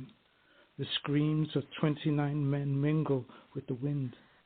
The bitter November night when the tempest blew. The lake is still and calm with nothing left behind. Betsy stands at the window, staring at the crashing waves, while Johnny Jr.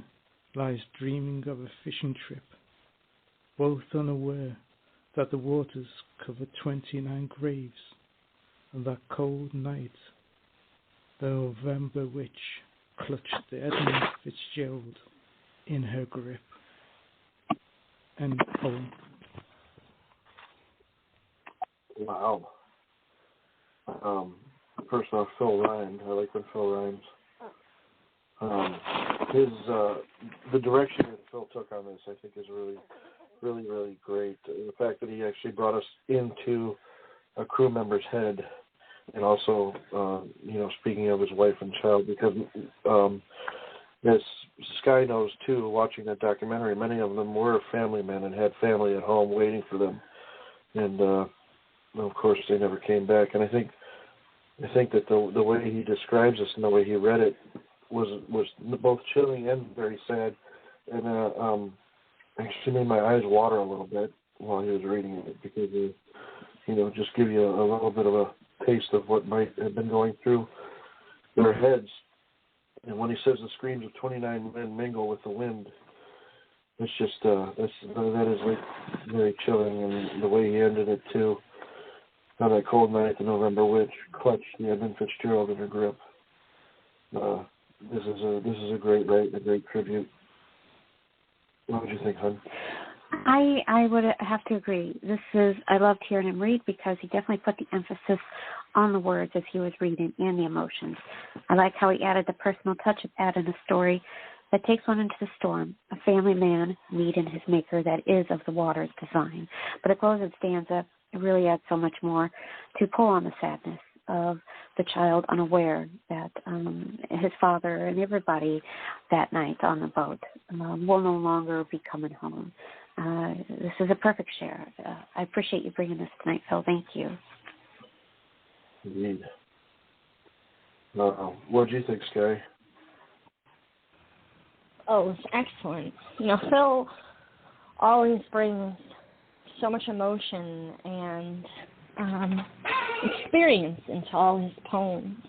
When he speaks of I have to agree, the whole story of the boy, kind of bringing that in and making it, when people start putting out facts, like, 29 people died, they're very generalized information, you might say. Sometimes people forget each one of those people had family, and I do kind of agree with you about the documentary. Like I said earlier, when the guy starts talking about how when he went into war, he told his brother, promise me you'll get my body if I die over war and bring me home. And then, so he just couldn't, when the tables were turned, he couldn't bring him home, and the man was almost in tears. You remember how much each life is affected, how many people are affected by that one life.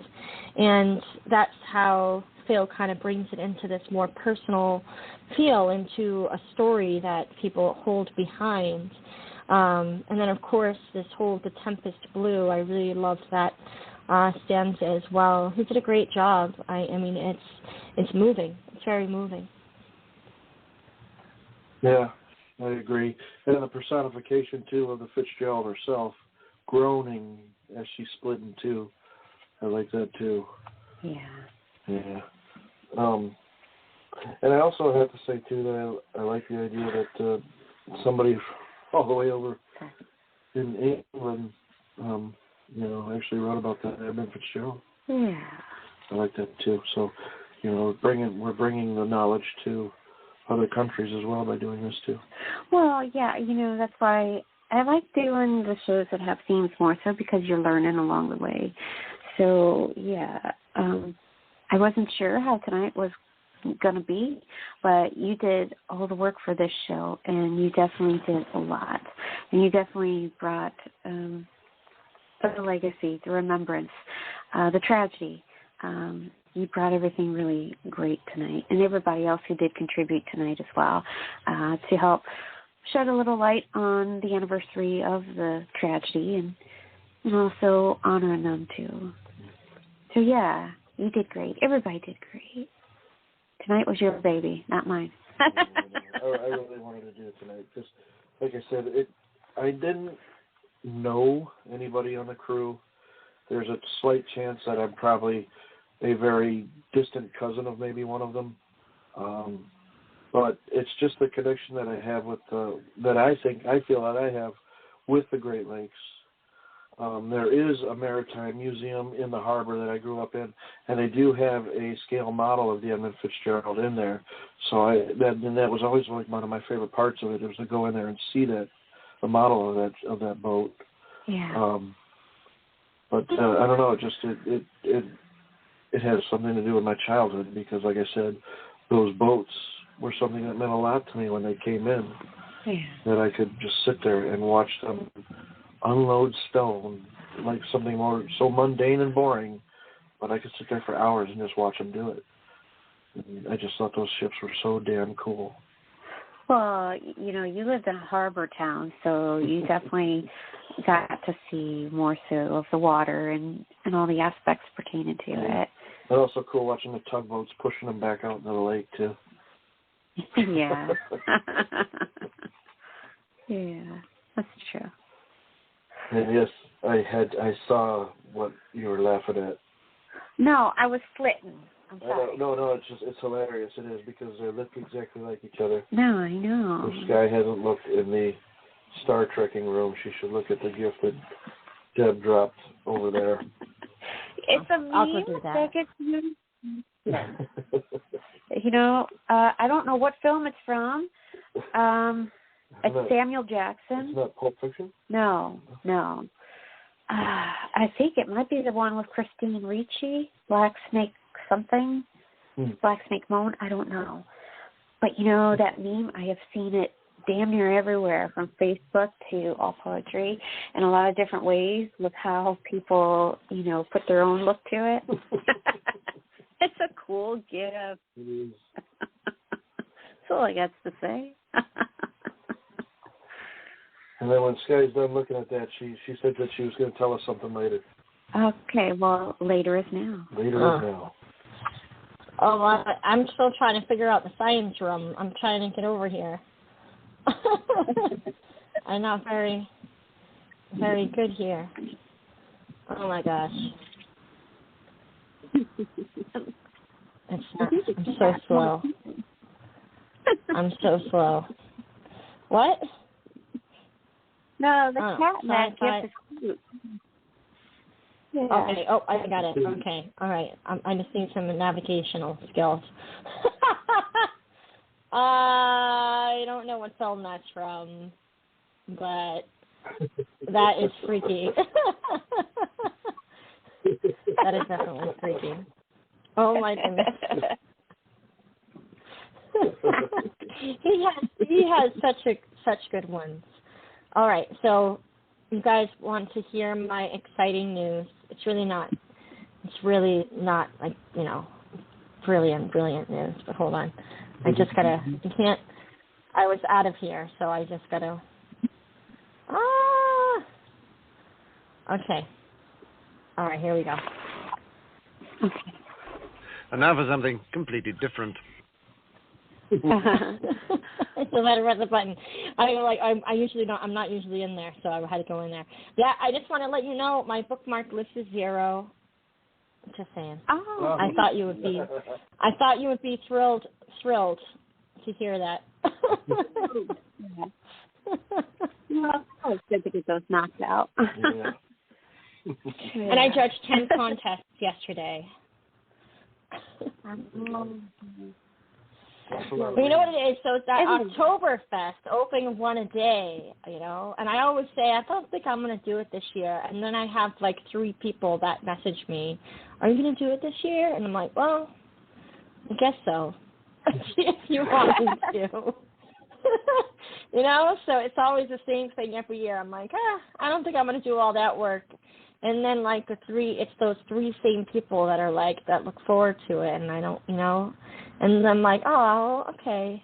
And then like 30 contests later in 1 month, I'm like, holy.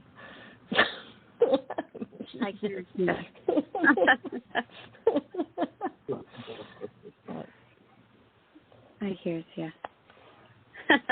So I thought you would be proud. That's all.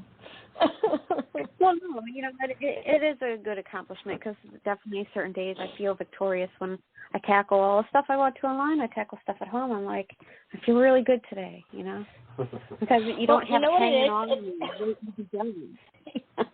Yeah. Well, because during the shows, I'm like, I don't, you know, if I write a comment during the shows, I always end up doing something like really quick. And I'm like, oh, I'll bookmark this and write like what I said on the show, so it'll be more lengthy.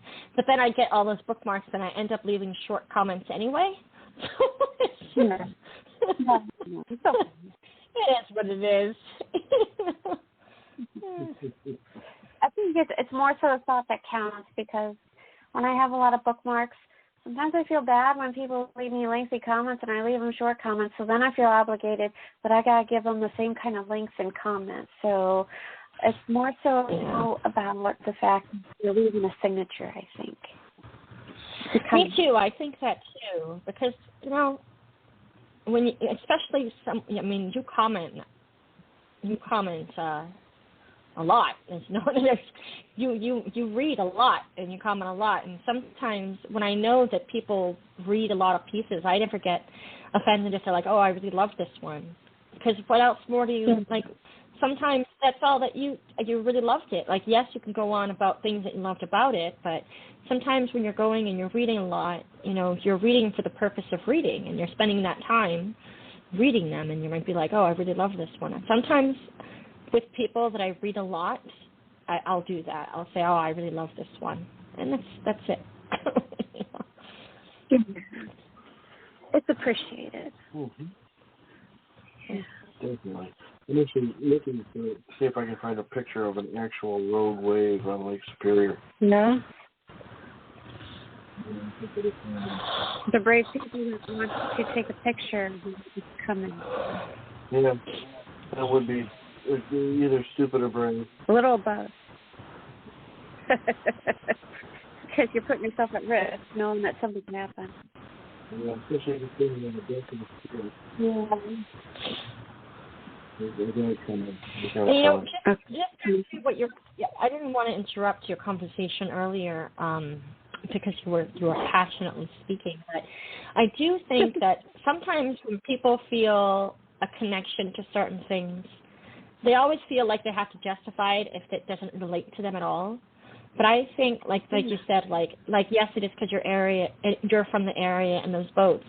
And it is nice to find why you might have a connection with something, but sometimes it's okay just to have an innate connection with something that you are not really attached to, like, for any reason other than you've heard the story and you've read about it or whatever, or you experienced the history of it, and you feel attached to it for some reason that's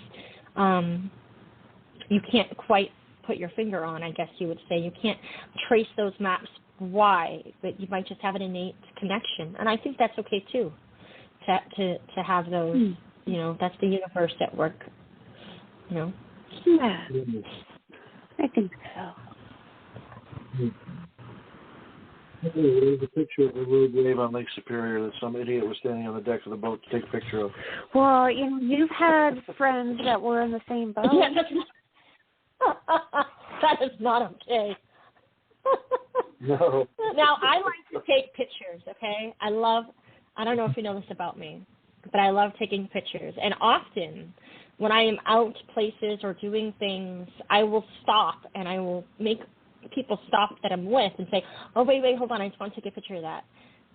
Thank God that my people that I'm with, they're used to it. So it doesn't annoy them too much. I thought it would annoy Sarah when I was in England, but sometimes she would see me look at something and then I would glance, and she knew. She was, "Do you want to take a picture?" I said, "No, we don't have to stop. We don't have to stop." She goes, "Just take a picture." Because you could see the look of longing on my face. And I'm like, "I don't want to keep making you stop every 5 minutes for a picture." She goes, "No, it's fine. I don't mind." And then one time, and now I'm getting really off the story. I'm sorry. But one time, there was this willow, and we were just walking. It was a park. And I'm like, "No, I'm not going to stop and take a picture. I'm just going to enjoy the moment and let it be. I don't need to take a picture of everything." Right? So then, like, a couple of days later, she's like, or like, I went home, that's right. And she goes, "You're thinking about that willow, aren't you? The picture you didn't take." I said, "Yeah." She's like, "Oh, you're going to have to come back now and take it." She goes, "It's going to haunt you." And I'm like, "You're haunting me by reminding me." So, anyway, that's not the point. The point is that for me, for a person who loves this opportunity, I would not go out on the deck for that picture. For all the money you would pay me. That's scary. That is not okay. Yeah, no thanks. That's for sure. I'm looking it up because the thing they call the Three Sisters are 3 rogue waves, one after another. Ah. Like that. Yeah. Yeah. So I just can't imagine getting hit by 3 of those, one after another, and how any ship could handle it.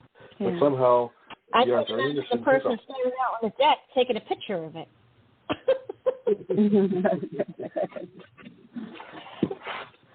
That's a certain type of bravery. I'm trying to see how often it happens on Superior, and I can't find the answer. Can't find it. Just says there is a phenomenon known as the Three Sisters that's said to occur in Lake Superior when a series of 3 large rogue waves form. And so it says, it doesn't say how often or what maybe might cause it. I'm guessing whatever it is, it has to do with the bottom of the lake, because I know Lake Erie, the reason that it gets angry so easily and quickly is because of how shallow it is. Yeah. It's the shallowest of all the Great Lakes. Huh. And that's why it whips up into a tizzy really fast when a storm hits, and you don't want to be out there on that lake in a little 21-footer like we were that one day. Yeah. A 700-footer like the Edmund Fitzgerald could probably have handled that wave, no problem. But, not a 21-footer. No, yeah. I hear you. So, yeah. That picture, too, is almost what it looked like to me when I turned around that day on our boat when we were fishing. Yeah? But it wasn't nearly that big. It just, I just turned around and saw it, and my eyes were probably that big. Yeah. Turn the boat, Dad. Turn the boat. Turn it. Yeah. All right. Did you want to give a name this week? Yeah. I do want to say thank you to Phil the Poet, Boo, Sky, and Deborah Lee, and of course you read too. I just want to say thank you to everybody who did drop for tonight, and for Sky for hanging out for the entire show, because at the end of the day when we do these shows, I honestly, at this point anymore, I'm not looking for a lot of rights, so it's cool to be able to do these shows and just talk and to explore the topic more so and highlight everybody's work that does share, because what everybody does bring is appreciated. So I'm going to be doing these shows, doing it in a different way, because at the end of the day, it's cool to dust off the cobwebs in your brain and to add a little bit more new stuff to it, just enlighten you a little bit further. So, yeah, I definitely appreciate what everybody brought. And as I always say, keep those audios coming, because they're always appreciated, too. Thank you. Contributed. I really appreciate it. Yeah. We have one more news clip that I found. I'm going to play the from Jordan Lightfoot one more time to close this up. Okay. So, do you want me to press play? Sure. But just in case Sky flits away, I will say good night and thank you again. Yes, and, of course, anybody listening or will listen, thank you. And what everybody believes is greatly appreciated. Thank you, Kay. You must have, radar. I am going to flit away. I have to do something before the other show. Thank you.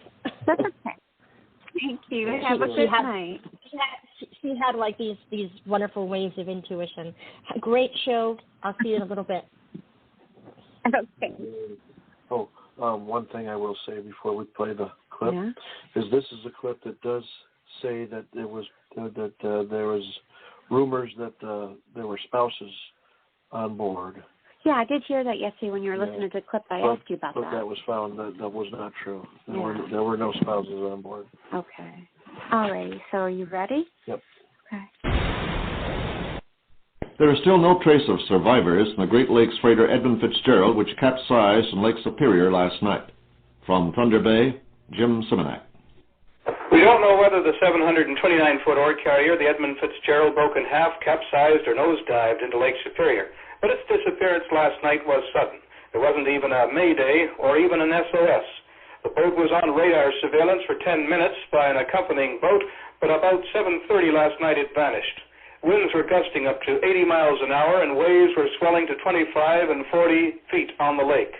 The Edmund Fitzgerald is at the bottom, and there's no doubt about that. The search helicopters have already found considerable debris. Lieutenant William Holtz of the U.S. Coast Guard base in Sault Ste. Marie, Michigan, says the vessel has been officially declared lost. Well, the search is continuing. We have a number of merchant vessels in the area assisting us in collecting debris. 2 life rafts and 2 lifeboats and a number of life jackets have been positively identified as coming from the Fitzgerald. The Coast Guard cutter Naugatuck is presently in the area assisting in the collection of debris. What type of conditions this afternoon? The winds are from the northwest at about 12 to 18 miles an hour, and the seas are approximately 3 to 4 feet. And there's been no sign of life? No, we have not received any sign of survivors or any other life. The vessel owned by the Ogle Bay Norton Company of Cleveland, Ohio, was captained by Ernest McSorley, the shipping company's senior captain. 29 crew members are missing, and an official of the company says he has no knowledge of a report that there may have been 5 women on board, wives of the crew members.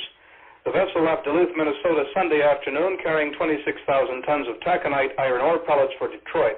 Another ore carrier, the Arthur M. Anderson, was 10 miles behind the Edmund Fitzgerald. It weathered the storm on the lake, and it watched the other boat disappear off radar. Its captain isn't talking today.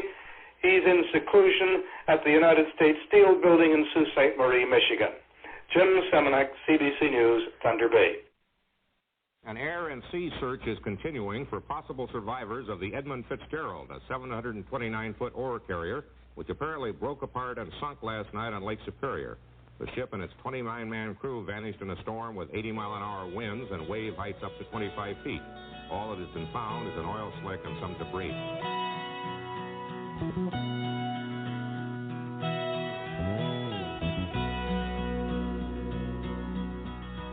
The legend is on from the Chippewa down of the big lake they call Gitchagumi. The lake, it is said, never gives up for dead when the skies of November turn gloomy. With the load of iron ore, 26,000 tons more than the Edmund Fitzgerald weighed empty. A big ship and crew was upon the bitumen when the gales of November gave her lay. The ship was the pride of the American side, coming back from some mill in Wisconsin. And the big freighters go, it was bigger than most, with a crew and good captain well seasoned, concluding some terms with a couple of steel firms when they left fully loaded for Cleveland. And later that night when the ship bell rang, it'd be the north wind they'd been sailing.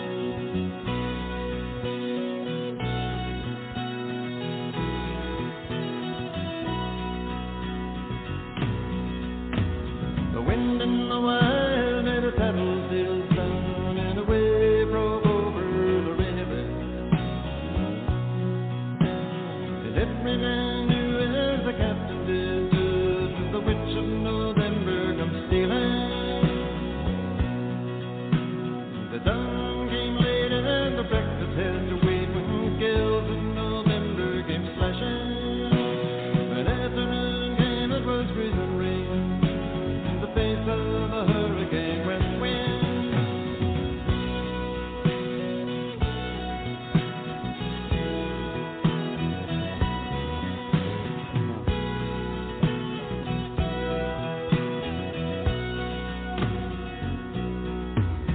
When supper time came, the old cook came on deck saying, fellas, it's too rough to feed you.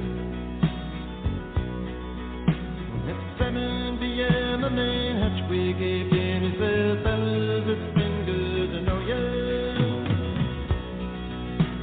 The captain wired in, he had water coming in, and the big ship and crew was in peril. And later that night when his lights went out of sight, in the wreck of the Edmund Fitzgerald. We last had contact with him, the mate had talked to him. At about 10 minutes after 7, 19:10, and he said he was going along fine and no problem. But it looks from the information that we have that it's fairly certain that the Fitzgerald went down.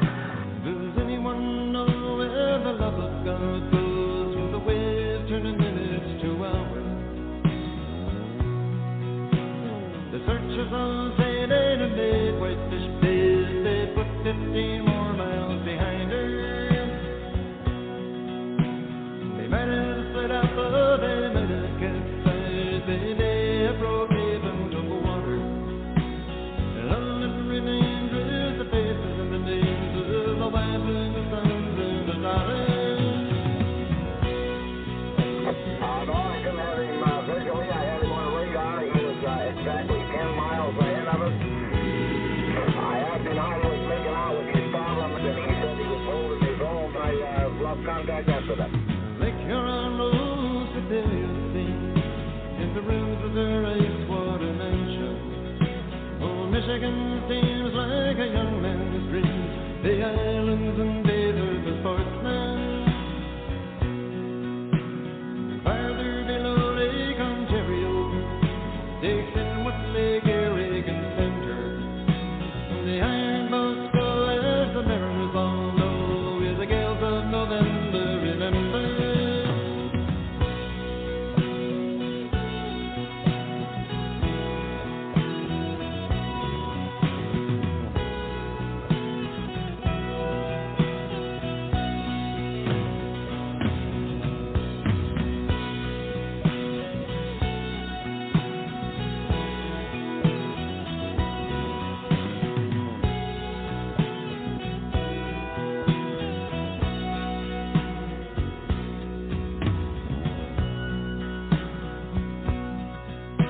In a musty old hall in Detroit, they prayed in the Maritime Sailors' Cathedral. The church bell chimed till it rang 29 times for each man on the Edmund Fitzgerald. The legend lives on from the Chippewa down of the big lake they called Gitchagumi. Superior, they say, never gives up three days.